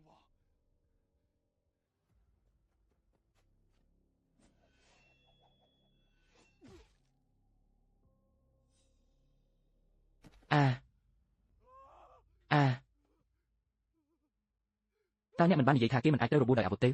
េអ្នកជំពាក់ជីវិតកូនប្រុសខ្ញុំមួយពិតមកទៅខ្ញុំមិនដែលគិតថាខ្ញុំនឹងវិតម្លៃមនុស្សខុសសោះតើអាចសួរបានទេតើលោកមកពីនិកាយណាមនុស្សស្លាប់ដូចជាឯងមិនចាំបាច់ដឹងរឿងនោះទេឯងហ៊ានណាស់ក្បួនដង្ហែរីត្រីប្រហោងឯងហ៊ានណាស់ក្បួនដង្ហែរីត្រីប្រហោងខែមីដែលគ្មានប្រហោងណាអាចជ្រាបចូលបានចាំសិនខ្ញុំអស់ផ្លូវហើយលោកជាអ្នកសម្រេចចិត្តមិនមែនជាខ្ញុំទេយ៉ាងណាមិញពួកយើងគ្មានគំនុំស៊ីចម្រៅជាមួយគ្នានោះទេខ្ញុំមិនដែលរករឿងលោកទេដូច្នេះហេតុអ្វីបានជានៅតែតាមចាប់ខ្ញុំការអនុវត្តយុត្តិធម៌គឺជាការកកិច្ចរបស់ខ្ញុំក្នុងនាមជាអ្នកបដិបត្តិធម៌ឯងជាអ្នកបង្កើតគ្រាប់ពេជ្រទីរកមានគំនុំនេះមែនទេឥឡូវឯងបំផ្លាញផែនការរបស់ខ្ញុំល្អឯងជាអ្នកបង្ខំខ្ញុំនឹងបង្ហាញឯងពីអ្វីដែលខ្ញុំមានរន្ទះបាតដៃមិននឹកស្មានថាវាមកដល់មែនទេចុះយ៉ាងម៉េចបើខ្ញុំមានភាពស៊ាំនឹងអំពើអាក្រក់នោះខ្ញុំក៏ចេះសិល្បៈនិកាយពិតប្រាកដខ្លះដែរមិនអន់ទេរន្ទះបាតដៃរបស់ឯងពិតជាមានជំនាញខ្លះមែនគួរឲ្យស្ដាយវាមានតែរន្ទះងឹតប៉ុណ្ណោះប៉ុន្តែខ្វះរន្ទះពន្លឺវាមិនអាចឈានដល់ទល់ឲ្យភាពបានទេមិនអាចទៅរួចទេមើលឲ្យច្បាស់នេះគឺជារន្ទះបាតដៃពិតប្រាកដឯងមិនអាចសម្លាប់ខ្ញុំទេប្រសិនបើឯងសម្លាប់ខ្ញុំចៅហ្វាយរបស់ខ្ញុំនឹងមិនបណ្ដោយឲ្យឯងរួចខ្លួនឡើយអញ្ចឹងឬចៅហ្វាយរបស់ឯងគឺជាអ្នកប្រាជ្ញគ្រូមហន្តរាយមែនទេតែឯងដឹងដោយរបៀបណាចៅហ្វាយរបស់ឯងគឺជាអ្នកប្រាជ្ញគ្រូមហន្តរាយមែនទេមានតែគាត់ទេដែលអាចបង្រៀនឯងពាក់កណ្ដាលនៃរន្ទះបាតដៃពិតណាស់ខ្ញុំដឹងនៅលើពិភពលោកនេះមានតែ Lois ទេដែលអាចធ្វើវាបាន Lois លោកគឺជាលោក Magus បច្ចុប្បន្នមែនទេត្រូវហើយប៉ុន្តែវាមិនផ្លាស់ប្ដូរអ្វីនោះទេ Daniel លោកគឺជាលោក Magus បច្ចុប្បន្នមែនទេហេតុអ្វីបានជាលោកមិនប្រាប់ខ្ញុំឲ្យបានប្រសិនបើលោកប្រាប់ខ្ញុំពីអត្តសញ្ញាណរបស់លោកមុននេះខ្ញុំប្រកាសជាមិនចាស់ជាងពីលោកទេឱកាសឲ្យនាងច្រើនដងហើយនាងបណ្ដោយឲ្យសេចក្តីប្រាថ្នាបិទបាំងខ្ញុំលោកអាចផ្ដល់ឱកាសចុងក្រោយឲ្យខ្ញុំបានទេខ្ញុំទទួលបានយុវវ័យរបស់ខ្ញុំត្រឡប់មកវិញដរាបណានាងមិនដាររករឿងនាងនឹងនៅតែមានពេល10 ឬ20ឆ្នាំទៀតចាស់ទៅដោយសន្តិភាពទៅនេះមិនអាចជារឿងពិតទេវាមិនអាចជារឿងពិតទេអ្នកណាមានភាពក្លាហានក្នុងការសម្លាប់សិស្សរបស់ខ្ញុំគេថែមទាំងលាក់សញ្ញាទៀតហើយកុំគិតថាវានឹងរារាំងខ្ញុំពីការស្វែងរកឯងឲ្យសោះអ្នកណាដែលសម្លាប់សិស្សរបស់ខ្ញុំនឹងធ្វើឲ្យឯងរងទុក្ខគូប្រជែងនោះកាន់តែខ្លាំងឡើងក្នុងរយៈពេលតែប៉ុន្មានថ្ងៃប៉ុណ្ណោះឥឡូវនេះខ្ញុំស្ទើរតែមិនអាចកម្រើកបានលោក Coleman លោកធ្លាក់ខ្លួនដល់ថ្នាក់នេះហើយខ្ញុំចង់និយាយថាចំណាយពេលច្រើនជាមួយគ្រួសារលោកទៅហើយថែរក្សាសុខភាពលោកឲ្យបានល្អជាមុនសិនលោកគឺជាកូនប្រុសច្បងរបស់គ្រួសារ Coleman Elijah Coleman មែនទេបាត់ចុះលោកជាអ្នកណាលោកចៅហ្វាយលោកគឺជាកូនប្រុសច្បងរបស់គ្រួសារ Coleman Elijah Coleman មែនទេបាត់ចុះលោកជាអ្នកណាលោកចៅហ្វាយសូមដោះលែងខ្ញុំផងលោកចៅហ្វាយតើគ្រួសារ Coleman ធ្លាប់ជួននរណាម្នាក់ឲ្យទាញគ្រាប់ពេជ្រទីរកមានគំនុំចេញពីដើមកណ្ដូបរបស់អ្នកមែនទេបាទលោកមើលសើជាអ្នកធ្វើវាលោកមើលសើតើគាត់ខ្ញុំមិនដឹងទេខ្ញុំគ្រាន់តែដឹងថាគាត់គឺជាកូនប្រសាររបស់គ្រួសារ Whitmore ជាមួយ Amelia Whitmore គ្រួសារ Whitmore មែនទេ Capital ខ្ញុំបានប្រាប់លោកគ្រប់យ៉ាងហើយសូមកុំបឺតស្រូបធម្មពលរបស់ខ្ញុំអីកុំបារម្ភឯងខ្សោយពេកហើយខ្ញុំមិនចេះជីពេកទេបាទវានឹងមិនរារាំងឯងពីការចុះទៅឋាននរកដើម្បីធ្វើជាមិត្តជាមួយសិស្សរបស់ខ្ញុំនិយាយថាអ្នកចេះសិល្បៈអាគមខ្លាំងមិនស្រួលកើតឡើងចំពោះជីតារបស់ Amelia គាត់ដេកនៅលើគ្រែតាំងពីពេលនោះមកតើអ្នកអាចមកមើលបន្តិចបានទេលោកមើលសើរឿងបានខ្ញុំរាប់តែហើយឥឡូវនេះយើងគ្រាន់តែរងចាំឲ្យគេដើរចូលអន្ទាក់ប៉ុណ្ណោះកូនប្រសារសម្លាញ់របស់ខ្ញុំទីបំផុតអ្នកក៏មកដល់មើលជីតារបស់ Amelia ទៅតាមមានរឿងអ្វីកើតឡើងវាគឺជាធម្មពលអាក្រក់នៅក្នុងខ្លួនរបស់គាត់អញ្ចឹងតែយើងគួរធ្វើយ៉ាងណាកុំបារម្ភវាមិនធ្ងន់ធ្ងរទេខ្ញុំអាចបង្ខំវាចេញដោយប្រើកម្លាំងរបស់ខ្ញុំប៉ុន្តែនៅពេលដែលខ្ញុំធ្វើការខ្ញុំនឹងត្រូវការផ្ដោតអារម្មណ៍ទាំងស្រុងរហូតដល់ពេលនោះសូមជួយមើលថែខ្ញុំផងល្អនៅពេលដំបូងខ្ញុំបានធ្វើការទូទីយ៉ាងលឿនហើយបានរកឃើញថាសញ្ញាត្រូវបានលាក់ខ្ញុំដឹងថារឿងនេះមិនសាមញ្ញនោះទេអ្នកបានលាក់ខ្លួនយូរល្មមហើយចេញមកមិននឹកស្មានសោះខ្ញុំខ្លាចវានឹងលេចធ្លាយដូច្នេះខ្ញុំបានរារាំងសញ្ញាលោកមើលសើខ្ញុំសុំទោសឯងបានសម្លាប់សិស្សរបស់ខ្ញុំ ថ្ងៃនេះឯងនឹងស្លាប់ជាមួយគេថ្ងៃនេះឯងនឹងស្លាប់ជាមួយគេលោកតាធម្មពលអាក្រក់នៅក្នុងខ្លួនលោកត្រូវបានបង្ខំចេញអស់ហើយសម្រាប់ចុះខ្ញុំនឹងដោះស្រាយជាមួយអត្រាចារ្យនេះសូមអរគុណលោក Mercer អ្នកយកខុសហើយអ្នកនឹងក្លាយជាអ្នកដែលទៅចូលរួមជាមួយសិស្សរបស់អ្នកស្ទើរតែអស់កម្លាំងហើយមែនទេទោះបីជាអ្នកខ្លាំងប៉ុណ្ណាក៏ដោយតើអ្នកអាចប្រើអ្វីដើម្បីប្រឆាំងនឹងខ្ញុំមិនអាចទេតើអាចទេដែលថាអំបញ្ញមិញអ្នកមិនបានបញ្ជូនធម្មពលអញ្ចឹងតើឯងនៅតែរឹងមាំម្ល៉េះការសម្អាតធម្មពលអាក្រក់ប្រើធម្មពលខ្ញុំមិនដល់ 1% ផងឯងជានរណាមិនមានមនុស្សច្រើនទេតែមានធម្មពលដូចឯងមើលទៅអ្នកពិតជាមិនស្គាល់ខ្ញុំទេនៅពេលដែលអ្នកក្បត់ Hollowell ខ្ញុំគ្រាន់តែជាក្មេងម្នាក់ប៉ុណ្ណោះឯងក៏មកពី Hollowell ដែរអ្វីលោកគឺជាលោក Magus បច្ចុប្បន្ននៃ Aurora មែនទេលោក Magus បច្ចុប្បន្ននៃ Aurora មែនទេគុណប្រសារបស់ខ្ញុំគឺជាលោក Magus Lois ឥឡូវនេះអ្នកយល់ហើយឬនៅអ្នកគិតថាខ្ញុំធ្លាក់ក្នុងអន្ទាក់របស់អ្នកប៉ុន្តែខ្ញុំគឺជាព្រានប្រមាញ់ពិតប្រាកដអញ្ចឹងយ៉ាងម៉េចខ្ញុំប្រហែលជាមិនអាចយកឈ្នះឯងបានទេប៉ុន្តែបើខ្ញុំចង់រត់គេចសូម្បីតែចៅហ្វាយរបស់អ្នកក៏មិនអាចរារាំងខ្ញុំបានដែរ Lois កុំរត់អីនៅពេលខ្ញុំមកទីនេះខ្ញុំបានបង្កើតរបាំងជុំវិញទីនេះលើកលែងតែអ្នកស្លាប់អ្នកមិនអាចចេញទៅក្រៅបានទេយើងមកពីនិកាយតែមួយតើអ្នកត្រូវតែសម្លាប់ខ្ញុំមែនទេនិកាយតែមួយអ្នកក្បត់ Hollowell ជាច្រើនឆ្នាំមកនេះអ្នកបានសម្លាប់មនុស្សគ្មានកំហុសរាប់មិនអស់ថ្ងៃនេះខ្ញុំត្រូវតែកម្ចាត់ជនក្បត់ហេពេលខ្ញុំល្បីឈ្មោះនៅតែក្នុងផ្ទៃម្ដាយនៅឡើយទេឯងគិតថាឯងអាចយកឈ្នះខ្ញុំបានឬឯងមិនមានលក្ខណៈសម្បត្តិគ្រប់គ្រាន់ទេមើលពីតួអង្គរបស់ខ្ញុំឯងគិតថាឯងអាចយកឈ្នះខ្ញុំបានឬឯងមិនមានលក្ខណៈសម្បត្តិគ្រប់គ្រាន់ទេមើលពីតួអង្គរបស់ខ្ញុំយល់ហើយដូច្នេះគ្រាប់ពេជ្រទារោគមានគំនុំត្រូវបានប្រើដើម្បីបង្កើតតួអង្គទាំងនេះគ្រាប់ពេជ្រមួយគ្រាប់សម្រាប់តួអង្គមួយអ្នកបានបង្កើតវាច្រើនណាស់មើលទៅអ្នកពិតជាអាក្រក់ជាងអ្វីដែលខ្ញុំបានគិតទៅទៀតមិនដែរតួអង្គនីមួយទាំងនេះមានកម្លាំង 30% របស់ខ្ញុំទោះបីជាចៅហ្វាយរបស់អ្នកនៅទីនេះក៏គាត់មិនអាចទប់ទល់នឹងតួអង្គច្រើនបែបនេះបានដែរតើអ្នកប្រកាសទេថាមិនចង់ឲ្យខ្ញុំទៅ7 8 9 10អញកំពុងធ្វើអ្វីអូខ្ញុំកំពុងរកថាតើខ្ញុំត្រូវការកាំបិតប៉ុន្មានដើម្បីកម្ចាត់អ្នកកាំបិតមួយអាចសម្លាប់តួអង្គបាន100នាក់ហើយខ្ញុំមាន10ដើមនោះគួរតែគ្រប់គ្រាន់ហើយប្រអើក៏ទំណាស់អ្នកបានបំផ្លាញការខិតខំប្រឹងប្រែងពេញមួយជីវិតរបស់ខ្ញុំយ៉ាងងាយស្រួលម្ល៉េះសិល្បៈងឹតទោះបីជាអ្នកវឹកហាត់ប៉ុណ្ណាក៏ដោយអ្នកនឹងគ្មានន័យអ្វីនៅចំពោះមុខផ្លូវទេអ្វីវិញ្ញាណដែលនៅសេសសល់របស់អត្តចារ្យនោះបានរត់គេចខ្លួនបាត់ហើយប៉ុន្តែគេមិនអាចទៅឆ្ងាយបានទេ Emilia មានប្តីដូចអ្នកគឺជាពរជ័យសម្រាប់គ្រួសារ Whitmore Emilia មិនល្អទេគេកំពុងតាមចាប់ Emilia ហាហាក្មេងស្រីតូចប្តីរបស់នាងបានបំផ្លាញរាងកាយរបស់ខ្ញុំដូច្នេះខ្ញុំនឹងយករាងកាយរបស់នាងវិញទៅធនណាស់មែនទេ Emilia Emilia លោក Mercer តើលោកកំពុងស្វែងរកនាងនៅណាទេអ្នកនាង Whitmore ទើបតែចេញទៅក្រៅខ្ញុំបានសួរនាងថានាងទៅណានាងមិនឆ្លើយទេអត្តចារ្យចាស់នោះនៅសល់តែវិញ្ញាណបន្តិចបន្តួចប៉ុណ្ណោះការចូលសន្ធិដ្ឋក្នុងខ្លួន Emilia នឹងមិនអាចនៅបានយូរទេប្រសិនបើគេចង់ត្រឡប់មកវិញគេនឹងត្រូវការជោគវាសនាជាតិរបស់ Aurora ខ្ញុំដឹងថានាងទៅណាហើយឈប់តើអ្នកជានរណាខ្ញុំគឺជាប្រពន្ធរបស់លោក Magus បច្ចុប្បន្នដើម្បីជួបអ្នកនាង Melling អ្វីប្រពន្ធរបស់គ្រូខ្ញុំនៅទីនេះឬសូមអញ្ជើញចូល Emilia Whitmore សូមជម្រាបសួរអ្នកនាង Melling អស្ចារ្យណាស់លោកស្រី Mercer អ្នកពិតជាស្រស់ស្អាតជាងអ្វីដែលខ្ញុំបានគិតទៅទៀតមិនចម្លែកទេដែលអ្នកអាចយកឈ្នះចិត្តគាត់បានអ្នកគួរឲ្យស្រឡាញ់ណាស់អ្នកនាង Melling តោះយើងនិយាយគ្នាតើអ្នកនិងគ្រូខ្ញុំចាប់ផ្ដើមតាក់ទងគ្នាដោយរបៀបណាតាមពិតទៅសាច់រឿងរបស់យើងគឺសាមញ្ញណាស់គេបានបំផ្លាញអ្វីដែលខ្ញុំមានឥឡូវនេះខ្ញុំនឹងបំផ្លាញអ្វីដែលគេមានអ្នកមិនមែនជាប្រពន្ធរបស់គ្រូខ្ញុំទេតើអ្នកជានរណាអ្នកមិនមែនជាប្រពន្ធរបស់គ្រូខ្ញុំទេតើអ្នកជានរណាអ្នកនាង Melling ប្រយ័ត្នអត្តចារ្យស្លាប់ទៅអ្នកចេញឲ្យឆ្ងាយទៅអ្នកគឺជាកុនលិះនៃជោគវាសនាជាតិរបស់ Aurora តើអ្នកគិតថាអ្នកនឹងទៅណាមិនចម្លែកទេដែលអ្នកគឺជាអ្នកគ្រប់គ្រងបន្ទាប់របស់ Aurora អ្នកអាចរក្សាជោគវាសនាជាតិរបស់ Aurora យ៉ាងច្រើននៅពេលដែលអ្នកបានស្រូបយកវាទាំងអស់វានឹងជួយឲ្យខ្ញុំរស់ឡើងវិញពីសេចក្តីស្លាប់ឲ្យខ្ញុំកាន់តែខ្លាំងនៅពេលនោះជោគវាសនាជាតិរបស់ Aurora នឹងរងគ្រោះហើយពិភពលោកនឹងធ្លាក់ចូលក្នុងភាពចលាចលចាំមើលថាតើលោក Magus របស់ Aurora នោះអាចទប់ទល់វាបានឬអត់តែឥឡូវនេះមានរឿងអ្វីកើតឡើងយើងបានឡំព័ទ្ធតំបន់នេះទាំងមូលប៉ុន្តែរហូតមកដល់ពេលនេះយើងនៅតែមិនទាន់អាចបំបែករបាំងនោះបានទេអ្នកដែលចាប់អ្នកនាង Melling គឺ Emilia អ្នកនាង Whitmore អ្នកនាង Whitmore ចេញទៅភ្ញៀវដែលមិនត្រូវបានស្វាគមន៍បានមកដល់ហើយអ្នកមិនមែនជាអ្នកនាង Whitmore ទេអត្តចារ្យដោះលែងអ្នកនាង Melling ឥឡូវនេះបើមិនអញ្ចឹងទេអ្នកនឹងត្រូវឆ្លើយតបជាមួយខ្ញុំឆ្លើយតបជាមួយអ្នកមានតែអ្នកទេឯងហ៊ានណាស់យកនេះទៅឆ្លើយតបជាមួយអ្នកមានតែអ្នកទេឯងហ៊ានណាស់យកនេះទៅអ្នកនាង Kane តើអ្នកមិនអីទេនៅ Aurora ក្រៅពីលោក Magus ពួកអ្នកទាំងអស់សុទ្ធតែគ្មានប្រយោជន៍ទេដោយសារអ្នកមករកសេចក្តីស្លាប់បាត់ដៃរំដៅងឹតលោក Magus Lois Olson ល្ខោននេះនឹងបញ្ចប់ឥឡូវនេះនេះគឺជារាងកាយរបស់អ្នកនាង Whitmore ពួកអត្តចារ្យអ្នកពិតជាគួរឲ្យស្អប់ខ្ពើមណាស់ហេលោក Magus របស់អ្នកជាអ្នកបង្ខំខ្ញុំហើយបំផ្លាញការខិតខំប្រឹងប្រែងរបស់ខ្ញុំហាហេតុអ្វីបានជាអ្នកមិនវិបកវិញតើកំបិតដែលអ្នកធ្លាប់វិប្រហារខ្ញុំនៅណាចាក់ប៉ុន្មានប្រហោងនៅលើរាងកាយដ៏តូចច្រឡឹងនេះទៅអ្វីមិនដាច់ចិត្តទេចាំមើលថាតើអ្នកអាចស៊ូទ្រាំបានយូរប៉ុណ្ណាហេតុអ្វីបានជាអ្នកបញ្ឈប់ហេ អ្នកឈ្នះហើយអ្នកនាង Melling ស្ទើរតែអស់ជោគវាសនាជាតិរបស់ Aurora ទៅហើយតោះយើងលេងហ្គេមមួយអ្នកមានជំរឿន2ទី1សម្រាប់ខ្ញុំឥឡូវនេះបន្ទាប់មកខ្ញុំនឹងស្លាប់ជាមួយប្រពន្ធរបស់អ្នកអាចគ្រាន់តែមើលហើយខ្ញុំនឹងលេបត្របាក់អ្នកនាង Melling អ្នកមានជំរឿន2ទី1សម្រាប់ខ្ញុំឥឡូវនេះបន្ទាប់មកខ្ញុំនឹងស្លាប់ជាមួយប្រពន្ធរបស់អ្នកអាចគ្រាន់តែមើលហើយខ្ញុំនឹងលេបត្របាក់អ្នកនាង Melling លោក Megas ហាអញ្ចឹងលោក Megas កុំខ្វល់ពីខ្ញុំសម្រាប់បេសាចនេះឥឡូវនេះទៅជប់រើទៅប្រសិនបើគេអាចដាច់ចិត្តធ្វើវាគេនឹងធ្វើវារួចទៅហើយ Daniel កុំភ្លេចណាថាយើងគ្រាន់តែជាប្តីប្រពន្ធខ្លាំងៗអ្នកមិនចាំបាច់លះបង់ដើម្បី Aurora ទេអ្នកជាប្តីប្រពន្ធខ្លាំងៗប៉ុន្តែហេតុអ្វីខ្ញុំអាចមានអារម្មណ៍ថាអ្នកមានក្តីស្រឡាញ់យ៉ាងជ្រាលជ្រៅចំពោះគេអ្នកប្រកាសជាចូលចិត្តគេយូរហើយមែនទេលោក Megas តើលោកនឹងសម្លាប់មនុស្សដែលស្រឡាញ់លោកទេ Daniel ដោយសារអ្នកមិនអាចធ្វើវាបានអញ្ចឹងខ្ញុំនឹងធ្វើវាដោយខ្លួនឯងខ្ញុំបានទិញកម្មវិធីនេះពីអ្នកខ្ញុំនឹងប្រើវាដើម្បីបញ្ចប់ជីវិតខ្លួនឯងនាងឈួតឈប់ទៅតើអ្នកកំពុងធ្វើអ្វីឈប់ឥឡូវនេះ Daniel ខ្ញុំស្រឡាញ់អ្នក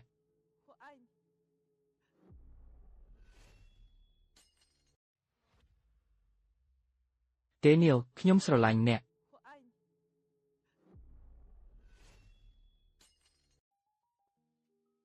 ប្រសិនបើអ្នកស្រឡាញ់ខ្ញុំ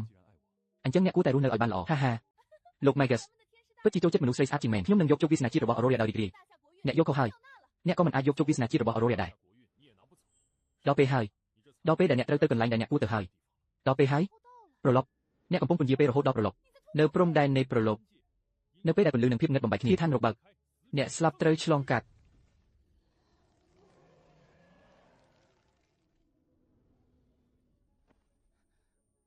ម៉ោងល្អបានមកដល់ហើយលោក Megas នឹងត្រឡប់ទៅក្រុងហូតវិញ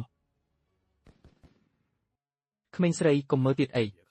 យើងមិនអាចប្រៀបធៀបនឹងកម្រិតរបស់លោក Megas ទេការដែលគាត់ជួយអ្នកម្ដងគឺជារឿងដ៏អស្ចារ្យណាស់តើអ្នកកំពុងធ្វើអ្វីនៅទីនេះខ្ញុំមកទទួលប្រពន្ធរបស់ខ្ញុំនឹងត្រឡប់ទៅក្រុងហូតដើម្បីបន្តការងាររបស់ខ្ញុំវិញវាមិនមែនដូចជាខ្ញុំខ្លាចជាព្រះសង្ឃទេចុះពួនរថយន្តទុកឲ្យពួកគេទៅមុនទៅយើងនឹងចំណាយពេលជាមួយគ្នាសិននិយាយទៅតាំងពីយើងរៀបការមកយើងមិនដែលទៅអ្នកចង់ទៅទេ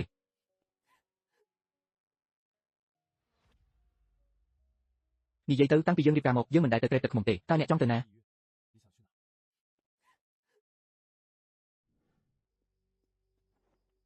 Lois ខ្ញុំមកយកកំណប់របស់អ្នកវាជារឿងតូចតាចដែលខ្ញុំអាចធ្វើបានសម្រាប់មិត្តភាពច្រើនឆ្នាំរបស់យើង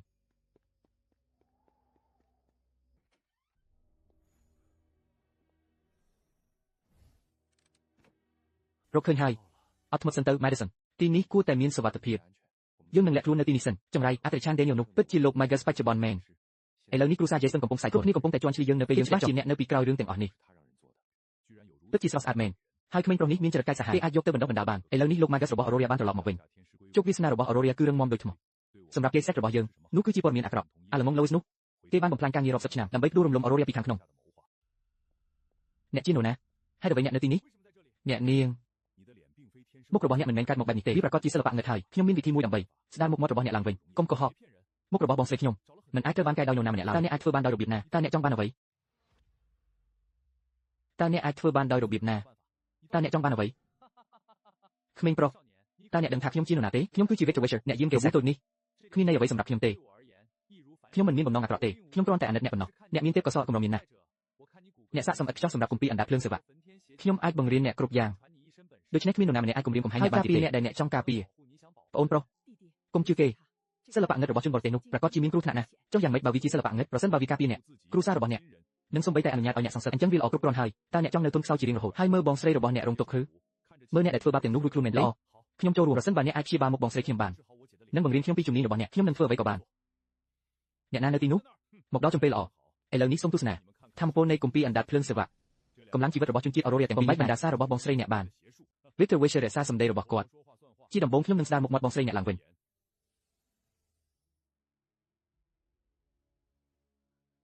មុខរបស់ខ្ញុំជាសះស្បើយហើយសូមអរគុណ Madison វាពិតជាបានផលមែនអស្ចារ្យណាស់មុខរបស់អ្នកហើយបានដូចតាមការសន្យារបស់ខ្ញុំ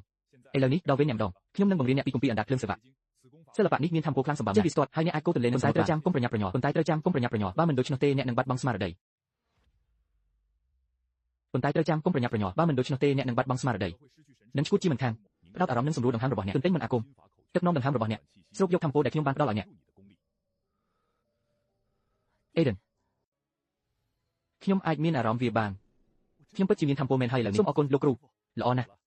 ខ្ញុំបានផ្ដល់ឲ្យអ្នកនៅមូលដ្ឋានគ្រឹះ នៃសៀវភៅណែនាំហើយអ្វីដែលនៅសល់គឺអាស្រ័យលើអ្នកខ្ញុំមិនអាចនៅទីនេះបានទេអ្នកតំណាងរបស់ Aurora កំពុងតែចូលមកជិតហើយលោកគ្រូលោកនឹងចាក់ចេញមែនទេប្រសិនបើខ្ញុំជួបបញ្ហានៅពេលក្រោយតើខ្ញុំអាចរកលោកដោយរបៀបណាទូរស័ព្ទមកខ្ញុំក្នុងករណីមានអាសន្នតែកុំទូរស័ព្ទមកលុះត្រាតែអ្នកត្រូវតែធ្វើក្នុងនាមជាអ្នកការពារ Gate-Sec ខ្ញុំមានរឿងផ្សេងទៀតត្រូវធ្វើសូមចាំថាហ្វឹកហាត់ឲ្យបានខ្លាំងកុំបោះបង់សិល្បៈដែលខ្ញុំបានបង្រៀនអ្នកវត្ថុបុរាណរបស់ Lois គឺជារបស់ខ្ញុំលើសពីនេះខ្ញុំទទួលបានសិស្សដ៏ល្អម្នាក់ក្នុងនាមជាចារកម្មម្នាក់វាពិតជាស័ក្តិសមនឹងការធ្វើដំណើរនេះមែន Madison ចាប់ពីពេលនេះទៅខ្ញុំនឹងហ្វឹកហាត់ឲ្យបានខ្លាំងហើយការពារអ្នកនឹងម៉ាក់ខ្ញុំនឹងសងសឹក Daniel Aiden ខ្ញុំជឿជាក់លើអ្នកប៉ុន្តែត្រូវប្រុងប្រយ័ត្នកុំបណ្ដោយឲ្យសៀវភៅងឹតនោះបំផ្លាញគំនិតរបស់អ្នកទោះមានរឿងអ្វីកើតឡើងក៏ដោយខ្ញុំនៅជាមួយអ្នកជានិច្ច